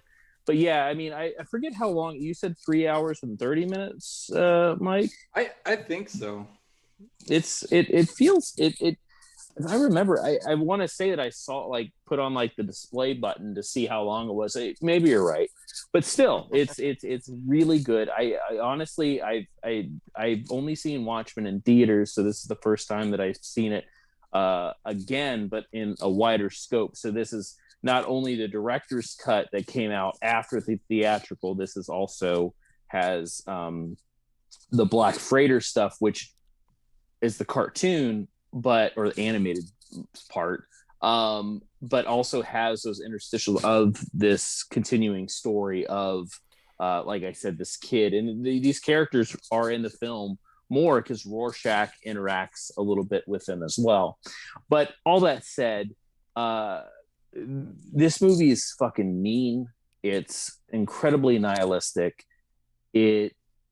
I love movies centered around bad guys, and I love the anti-hero thing. I love when bad guys are kind of the stars and stuff with like the comedian, and everybody in this movie is bad, really, aside from maybe Night Owl a little bit, but he's also trying to do stuff for his own benefit and kind of to achieve his inner self in a way, but he's not as selfish as everybody else. But I mean, it's just like, it's so fucking good, and it still hits super hard. And I feel like not a lot of people talk about this ultimate cut of the Watchmen, because I think people, I don't know. I mean, I've seen a lot of discourse recently over a lot of movies that are over 2 hours, which I don't understand because, I mean, as all of us that sit here and talk about movies right now, we watch foreign movies. and I don't know how many foreign movies I've seen that are under 2 hours through the history. Man, you just want this to end, don't you? I'm totally kidding. But anyways, like watching this entire like storyline and what the original vision is. I mean, I haven't seen the new Snyder cut, whatever it's called, Justice League. It's really is good. It called the Justice League?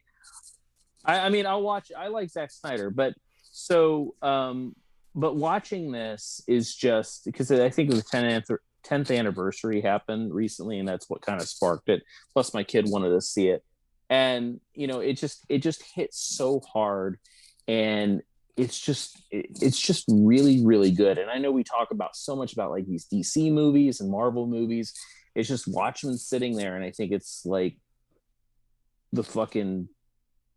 That opening scene, that opening credit scene is one of the most amazing opening scenes I've ever seen in a film. I mean, Zack Snyder, look, I know people give him shit, but that ultimate cut, I really enjoy as someone who really enjoys the comic, because look, as slavish as he was going to be, I remember when at Comic-Con when he showed like the first images off, and everybody in Hall H just went like, oh! Like they couldn't believe what they were seeing.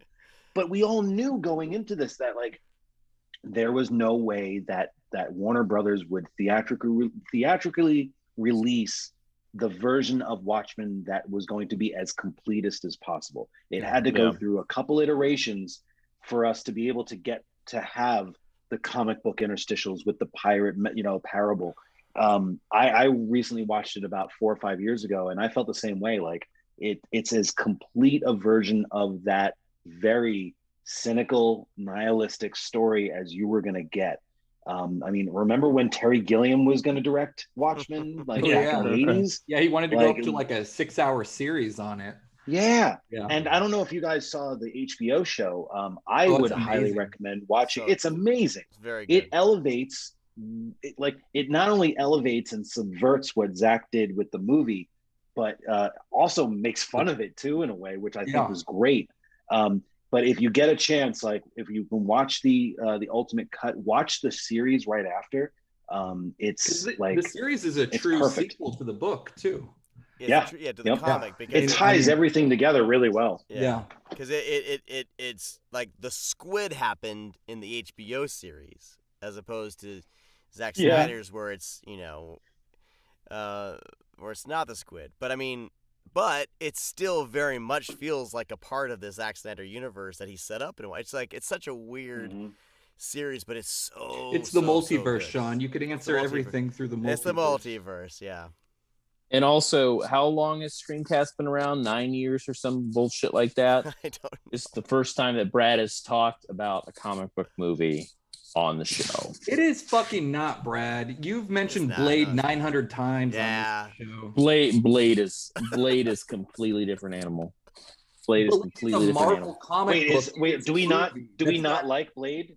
Is that no? I love Blade's Blade. fucking awesome. Okay. Blade's like one of my favorites. Blade was another one that I watched that I kind of glossed over because I'm like, oh, these guys are gonna think that that's like too lowbrow a choice, but fucking Blade rules. It's easily Stephen Norrington's best movie. I don't know if you guys saw Death Machine or saw the movies he did after, but like there was a moment in time where Stephen Norrington just hit it perfectly. That opening scene in Blade, especially now, like if you watch it on HBO Max, they have a gorgeous 4K transfer of that movie, and that movie came out in what, 98, and it looks just as gorgeous as it did back then. It looks better now, I think. But yeah, that's a Marvel movie, and that's an R-rated Marvel movie, and no one bat an eyelash. And then now it's like, oh, whatever are we going to do if we can't have our Deadpool 3 be R-rated? You know, like people are up in arms about that shit. We'll go back to Blade. I love that movie. I'm glad that you guys are pro Blade. Now you don't have to be pro Blade 3, but we can be pro Blade. It's called Blade Trinity, but it's okay. So if you let's just not call it. How about that?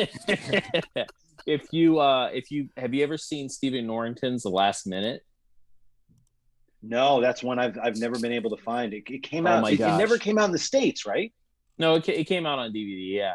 It did. It hit DVD. In probably like 2000, probably 4 or 5. He did, Blade, and then he did Death Machine, and then he did, So he's only has like 4 movies under his belt, but he did this before, LXG, and it's just, it's such a movie. It's one. That's what the cool kids call that movie, by the way. The cool kids. The real Stephen Norrington fans call it that. So, anyways, he. I call Blade Trinity BT. So. So, but yeah, The Last Minute is one of those movies that I wish that people saw, because it's one of those things that make you think. And it's also something that puts it kind of puts your life in perspective. Within the first like 20 minutes, you just kind of feel like shit, because he breaks down, like anybody that watches it, he literally breaks down your life for you. Like it's like basically a character talking to the camera, kind of explaining the situation that he's in and how much time you've wasted with your life, no matter what you do. Because he starts breaking down how many hours you normally sleep, how the time that it takes you to poop, the time that it takes you to eat, how you don't even start your life until you're like 10 years old. You're only going to live till you're 70. And he just kind of breaks this down where he's Joe just turned 71. Quiet. Yeah. Yeah. So that's off the table. So yeah, it's really good. It has it has one of the best villains in it called Mr. Sledge. And it's played by you know him by his face. I can't remember his name, but he's in a lot of things. But it's one of the best movies that I saw probably around that time. But it's wonderful. And it's not available on streaming, so obviously if you can find a video store that has that sort of thing. You have to buy the DVD. But yeah, it's a wonderful movie. But the next thing that I watched, this is the first time for me, and I watched this back to back because this is probably my favorite movie of all time at this point, and I don't know how many times I'll probably watch this, but I saw for the first time The Curious Dr. Hump. So this movie is something I could probably watch on repeat for the rest of my life. So I initially started with The Curious Dr. Hump, which is the quote unquote hot version, the sexed up version that has quite a bit of extra sex scenes in the film. Why would a movie called Curious Dr. Hump have sex scenes? Well, the thing is, it's very gratuitous. I mean, we actually don't even have our first line of dialogue until about 15 minutes into the movie. That it's just these inserts that were put in to make it more appealing to audiences. So it's like 20 minutes of extra sex scenes, which I didn't know, because then after it was finished, I loved that version. But then the next night I was like, well, I'm gonna watch The Sex Monster is what it was originally called, and then I believe it's called La Venganza del Sexo. Have Sean read it. No. This is an AGFA release. This makes so much sense. Yeah, I watched that the next night, and this version just blew me away because all that stuff is taken out. It follows its actual storyline rather than having these somewhat like softcore porn inserts in the film, and it follows a story about how this reporter is following kind of these missing persons case, comes across this doctor who is using people for the kind of getting themselves sexed up to extract this stuff to make himself live longer. It's a very wicked plot still. The plot of the movie doesn't change. It just has a little bit more dialogue in between the characters. Also, the dialogue is different because I watched, of course, the subtitled version, which is the version that everybody knows because that's what was given to America. But this is originally a film from Mexico. So when you watch the actual Mexican version of it, it has subtitles. So it has the original language, which again changes a lot because being that I watched them back to back, I remembered a lot what the characters said, and it's not that. So it's a little bit more serious because maybe they didn't know the translation when they were doing it, or they tried to make it a little bit funnier. But the original version of this movie totally works a lot. I still love both, but it is a little distracting with all the sex scenes once you watch this other version, which we're talking about multiple versions of a movie again. Both of mine were, now that I'm thinking about it, that you have, it's so needless in the movie because you have the exact same movie, but you're a little bit more on track rather than having these sex scenes that are inserted that these characters never ever show up again. It just works. It just works better. But definitely, it's a great soundtrack. It's really weird. It's super wonky, but it has some cool characters. Like I said, great music, and I don't know. Even though it's kind of sleazy, I found it really charming all around. Like just really fun and an easy watch. And this thing's gonna probably be on repeat quite a bit. Mike, are you a fan of The Curious Dr. Hump? Because you seem like you would be. I used to have the Something Weird DVD. I remember that was one of the early ones I bought when there used to be this Borders. Well, there used to be Borders, period. But I would go to Borders and I'd order like a Diet Coke and get them to put a splash of vanilla in it. And then my thing was I would just look at videos for hours and hours. But then when I discovered Something Weird, you could get like 2 or 3 movies on one disc. It was great, and they were packed with trailers. And I mean, we know why we love Something Weird, but yeah, that's how I because I bought a lot of that stuff too, and I had this DVD for I don't know how long. I had this DVD for the longest time, but it's one of those things that I never watched. And like Joe said, I'm going to get around to it. I was going to get around to it.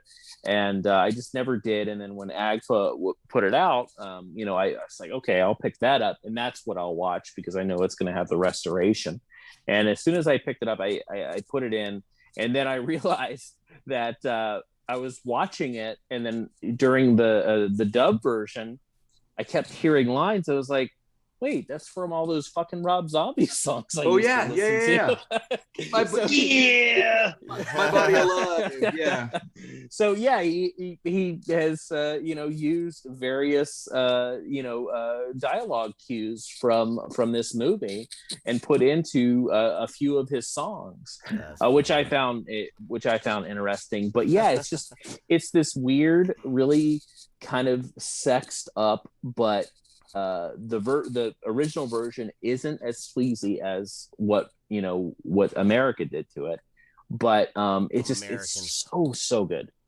Yeah, it's just when you watch it, you just realize that I'm glad I watched the sex version first, because I don't think I just appreciated what the original version was just a lot more. Because when I originally rated it, I was like 4 stars with the sexed up version. Then I watched this other version the following night, and I was like, this is the best thing I've ever seen. So yeah, I'm in love with this movie by far. Like it. Yeah, no, it is. I loved it. All right, Steph. You want to do one? Should we do our thing where we just show them and we don't say anything? Voices. Stephanie, please. Oh, that's funny because I have nothing. I did South by Southwest. So tell us about South by Southwest last week. Tell us about some of your favorite films on South by Southwest. Yeah. Yes, please. I came here for the Crawford, so you have to at least let us know what happened at South by. Let us know. I started work at 6 a.m. Why do I have to cover it now? Just real quick, what are your favorites and just run through your favorites and why. Don't make her do it. She's writing for the site, right? Direct everybody to the site. Steph. Go to the site. No one reads what I write. I know, it's fine. No, our okay, definitely. Our visits have jumped up. The Woodlands Dark and Days Bewitched folk horror documentary. Ooh, yeah. I can't wait to see that. It might be that was Kirla's film, right? Yes. She does some of the best special features. She's so good. Yeah, well, this is years of work into it. Academics, amazing footage, some of it really rare from other countries. It's incredible. It's over 3 hours and it can be 6 hours, and I'd want more. So that was definitely a favorite. There's one called Paul Dude's Deadly Lunch Break. And that's a British comedy about a guy who wants to try out for kind of a reality talent show thing, and it goes terribly wrong. So he goes on a vengeance mission, but it's a misadventure after misadventure. So it's incredibly bloody, but he's just such a cheerful bloke about it, and it's almost like a Jacques Tati kind of movie, but people are getting their heads exploded. So that one I recommend. Do you think the filmmakers saw Shaun of the Dead twice? You know what? Ouch. I don't want to speak for anyone. I'm going to say 4. Oh. Yeah. Oh, they must know their I've seen it 4 times. So I don't think I need to convince any of you to see a Barbara Crampton movie, but Jacob's Wife is just... I can't wait. Her firing on all cylinders. She gets to do everything. She gets to be sexy. She gets to be funny. She gets to go full animal. It's beautiful. I think people really like that one. Spoiler alert, I worked with Barbara on my Creepshow episode, and she is amazing. Not only is she so good in it, and spoiler alert, she plays a Karen, which was so much fun to do. She's one of the I don't know if you guys have ever met her before. She is one of the nicest people, and I truly believe, like, if you're worried that I'm 71, honestly, I think Barbara Crampton is a vampire, because she is stunning, and she still looks stunning. she's radiant, and it really is like she is one of our like patron saints of the genre. Yes. And like the stuff that she's got coming up that she's working on, mwah, she's the best. I'm so glad to hear that you like that movie. She's so supportive of like the genre and young filmmakers and young actors. It's like she's so encouraging. Like she's I mean, I'm kind of involved in like the horror fiction like books, and Brian Keene is like he's like he kind of lifts up the horror writers, and he kind of acts as this cheerleader for young authors. Like Barbara Crampton is like this for like the horror genre and film. Like she's just this like national treasure of just like she like likes posts that I post on like about my kids on Facebook. It's like what? She's amazing. Tell Brian Keene he's the Barbara Crampton of horror fiction. Yes. That's good. That is good. Okay, I'm just gonna mention one more movie, Violation, out of Canada. It's a filmmaking team. Madeline Sims Fewer and Dusty Mancinelli, and this is one of the most intense movies I've seen in my life. Wow. Violation. Ooh. It's kind of miserable, but in a really wonderful way, because it plays out everything. Two characters gang along, they play out the entire conversation. Someone's having a fight, they play out the entire fight. Wow. There's one of the most uncomfortable seduction scenes ever, and there's an erect penis on screen for 5 minutes. And now you have my attention. Someone's getting strangled. It plays out in real time. Not movie time. It plays out in real time, and you see every moment. Someone needs to get blood out. It plays out in real time. Someone gets sick. It does not shy away from anything. It's incredible. I've never seen, I've seen intense films before, but this, it pays as much respect to the emotional beats as the horror ones. And I probably needed a prank show to watch afterwards as well, because it's incredible. So make sure you're in the right headspace, but absolutely see Violation. Yeah, that sounds interesting, because I one of my favorite things, I can't remember the title of it, but it's based off a true story about this serial killer overseas, and it's a really, really dirty ass movie. And there's a scene in the movie where the Golden Glove. Yeah, Golden Glove. He strangles that woman in that apartment, and it's like fucking 15 minutes long, because it's like a real strangle. And I was like, why don't movies do that more? Because yes, it's so it becomes a gimmick then, because then it becomes something like what Gaspar Noé did with like Irreversible, where it was like you're watching it all unfold. But and as much as I admire that movie, especially on a technical level, it becomes part of the gimmick. Whereas this sounds like something where, and I think Golden Glove does the same thing, where it feels voyeuristic without feeling like, hey, everybody, look at us doing a oneer. Stephanie, was the movie? Did the movie play itself out in like long takes too, or does it have like normal? Oh, really? Ooh. Yeah, not 100%, but yeah, no, it's incredible. I don't want to say it plays out like a documentary, but it almost had that kind of impact. It's almost like you're just sitting next to the character, covered in their vomit or blood, and you're trying to comfort them, or you're trying to hide in the corner of the room, and it doesn't play out like a gimmick at all. It earns everything. Because I don't like being manipulated. It's really easy to put disturbing, horrible things in a movie and get a visceral reaction. This one really makes you consider what's going on and what the consequences would actually be if it played out. So no, that sounds interesting. That's it's funny because Madeline had a lot of shorts that had played at festivals, so this is like her first feature, and she's always pushing the limits, and she's the star of the film too. Effort. Oh wow. I'm in. Amazing. That's so exciting. Mr. Can't wait for a year to watch it. Wait, didn't Shudder pick that up? Did Shudder pick that up? Yeah, yeah. Okay, cool. Okay, so 6 months. So there you go. So 6 months. 6 months. Mike right, Delaney. you want me to tie it all together? Mike Delaney. Yeah.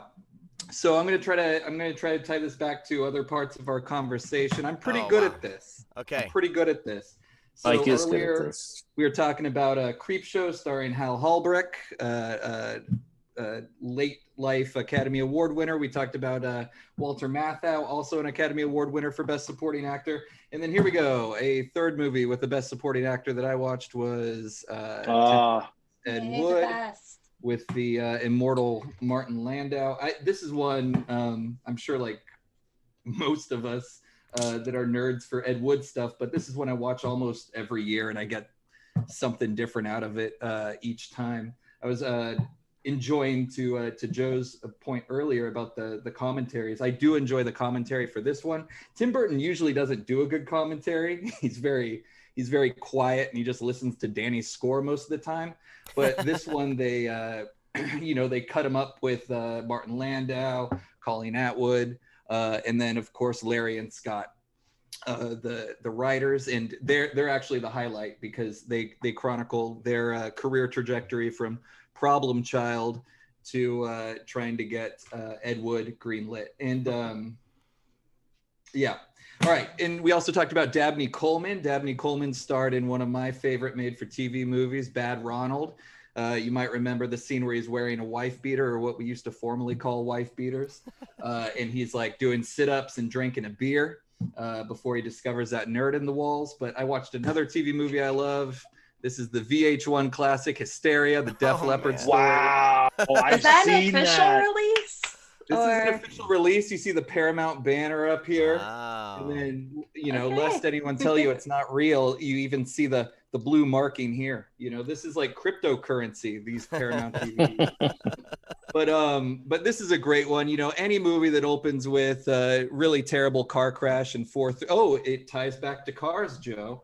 You were talking about Dabney Coleman in a car chase, so it all goes together. But, of course, the Def Leppard story. Everyone loves Def Leppard, right? Yeah. I do. Sure. I have all everyone sits there silently. I have all their records. Dude, those and cassettes and everything. Those VH1 movies at that time were fucking great. They had like the Man in the Mirror, the Michael Jackson one. Jackson 5 one was great. Oh yeah. Dude, the that MC was the Hammer first story one I saw, where he fucking has like a banana in his pants and he's like shaking it out at the pool. It's amazing. Brad knows this is my favorite, but Douglas Grossman's Hell High. This is a slasher I usually go back to. I love the performances in this movie, particularly the kind of Chris Penn-esque Jason Brill. He plays this fat comic relief called Smiler. But the star of the movie, in my opinion, is this kid, Christopher Stryker, who died of AIDS before this movie was even released. But he plays just he plays like Eddie Haskell meets like Ted Bundy or something. But it has a great rockin' late 80s soundtrack and a pretty strong performance from Maureen Mooney, who was a soap opera actor at the time. But I actually had a chance to sit down and talk to Joe Bob Briggs about it a couple of years ago. So he was kind enough to give me some words. There's a commentary on the disc too, right? Oh yeah, this is the one that Media Blasters put out a few years ago. I think they did maybe, Steph, do you know, maybe like 10 of these, a dozen of these? They did the only one I have is the Ray Dennis Steckler.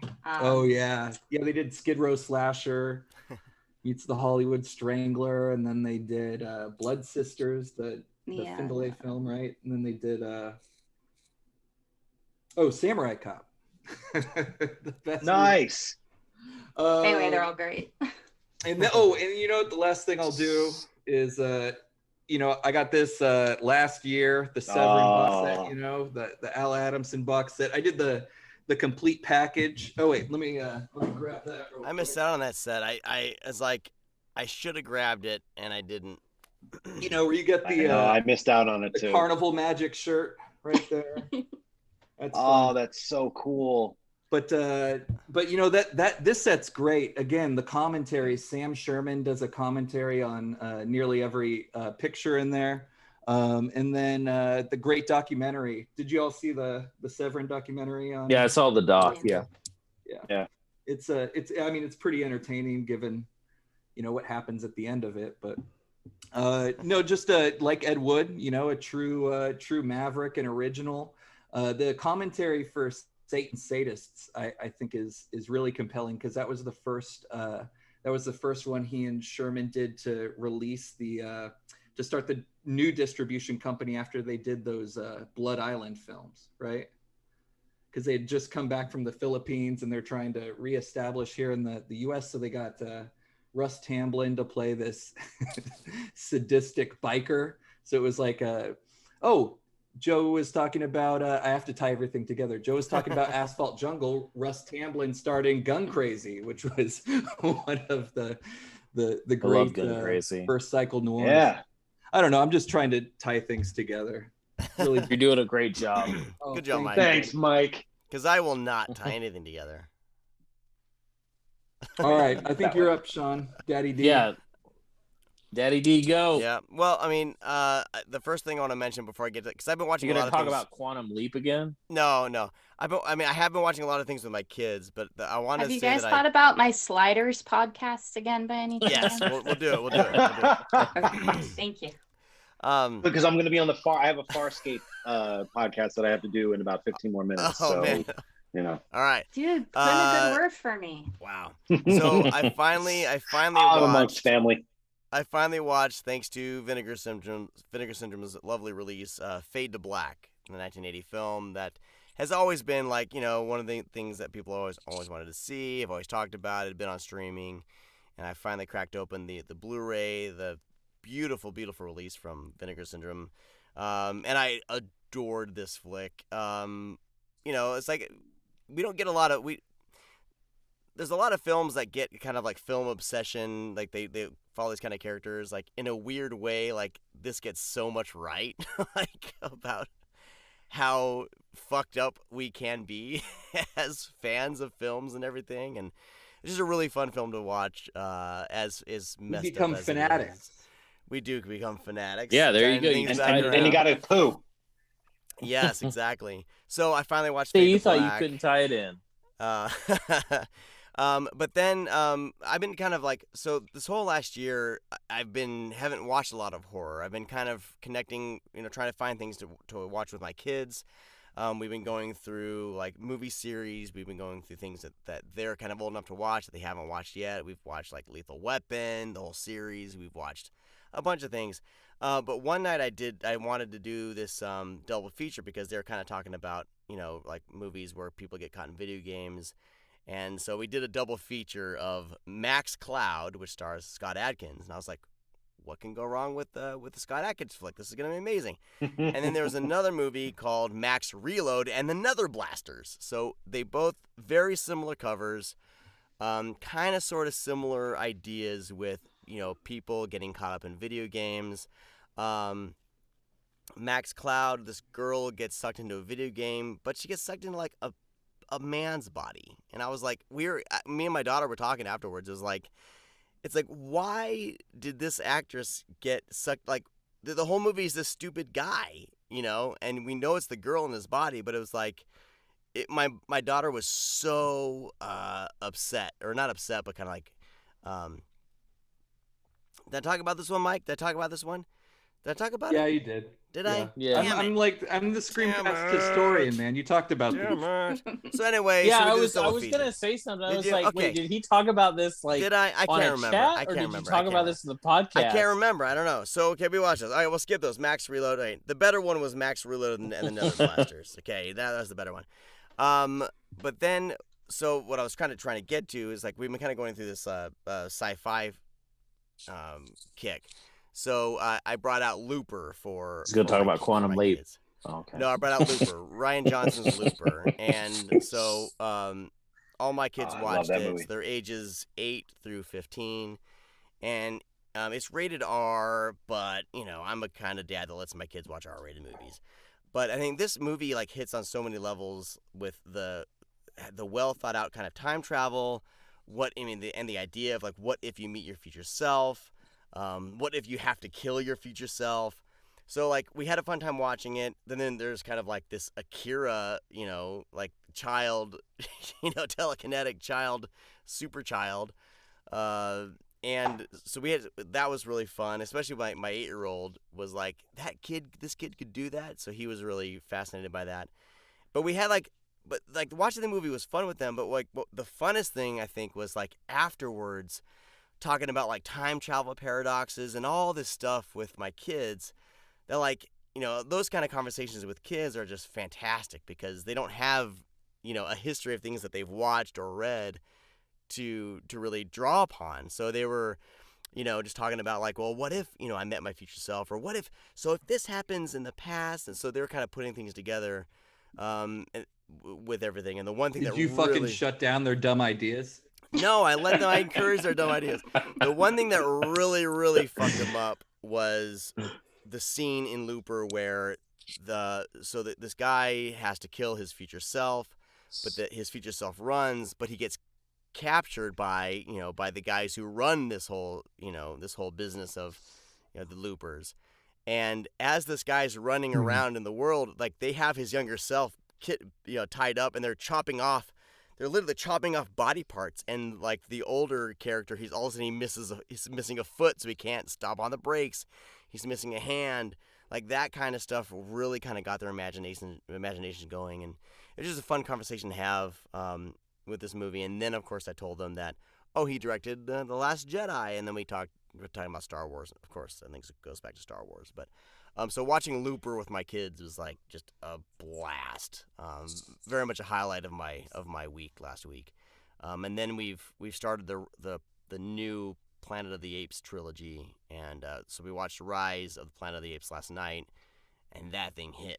They loved it, and so now they're begging me tonight. They're like, how long have you been recording? Yeah. We want to watch Dawn of the Planet of the Apes. So watching that again after so many years.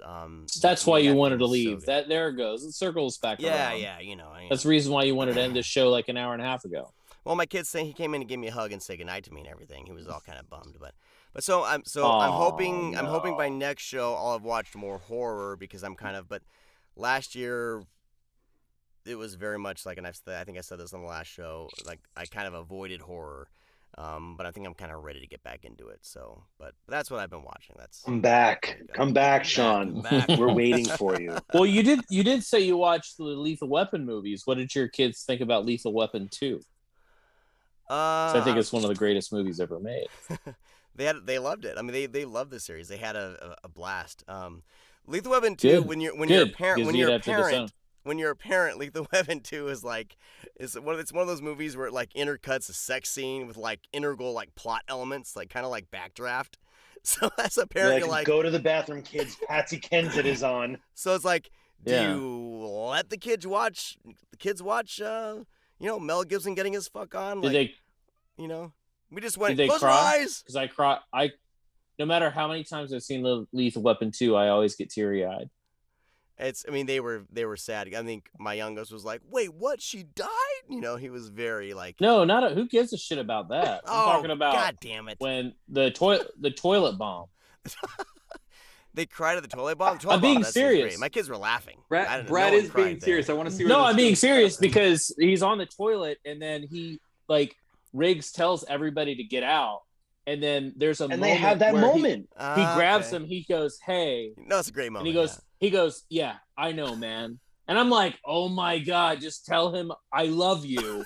And then they go in the tub. It's the closest they will have ever gotten to that "I love you" moment we've been waiting so long for. Yeah, and it's a wordless moment. The second movie. Yeah, it's and it's perfect, and it's one of the greatest. It's one of the greatest moments in history of movies for me, because it's something that you're allowed to say "I love you" to a friend that's a man.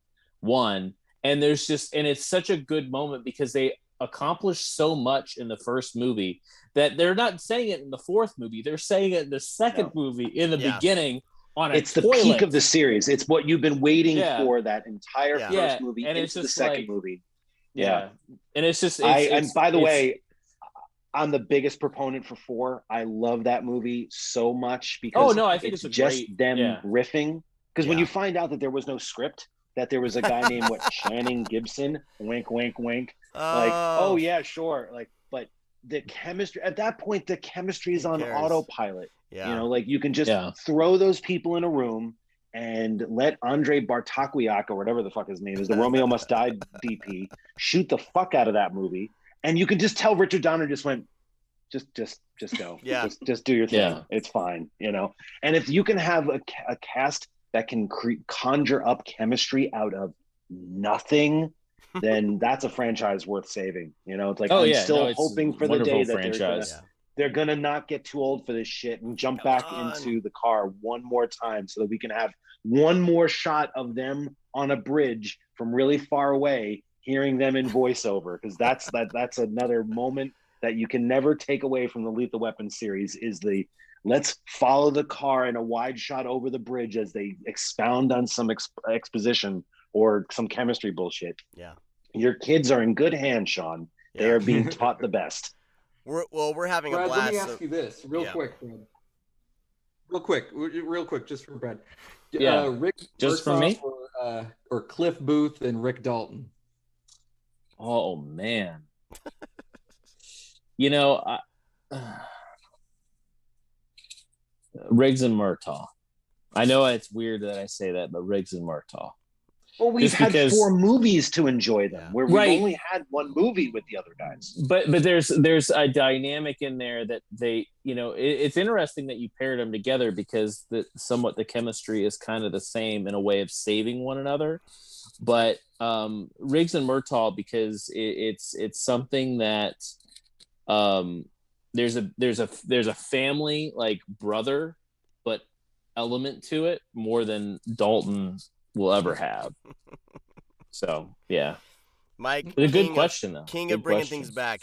It has been an epic over 2.5 hours, everybody. So we're gonna start earbuds are literally telling me, like, shut the fuck up. Like, it's time to wrap it up.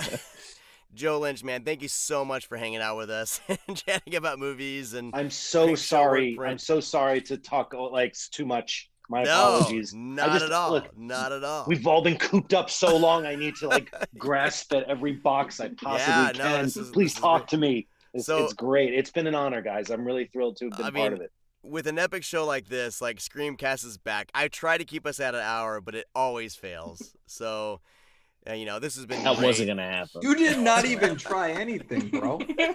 I tried. We shut you down as soon as you were like, "Wait, Mike, you need to leave." All right, let's wrap it up. Just like how you killed the fucking show like a year ago. Well, I don't know. I think look at Screamcast is back, everybody. You know, it is what it is. It's gonna what's gonna happen is gonna happen. Joe, thank you for joining us. As on behalf of everybody else, we'll talk to all you guys next time. We're fucking back. Bye-bye. See ya. Bye. Fuck you. Oh, don't tell me you're leaving. My God. All right. The party's just begun.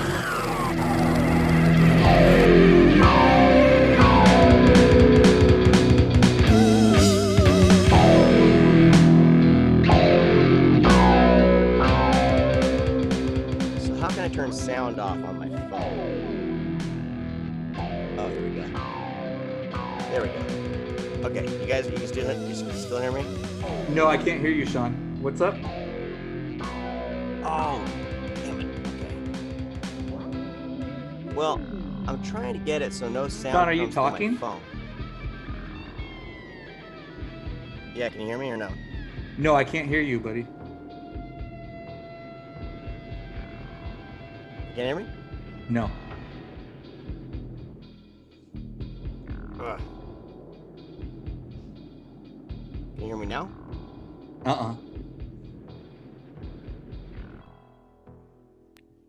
You can hear me here. You can hear Probably me here. not. No. You're messing with me. Yeah, I am. You're messing with me. Yeah. Stephanie was so good. Man.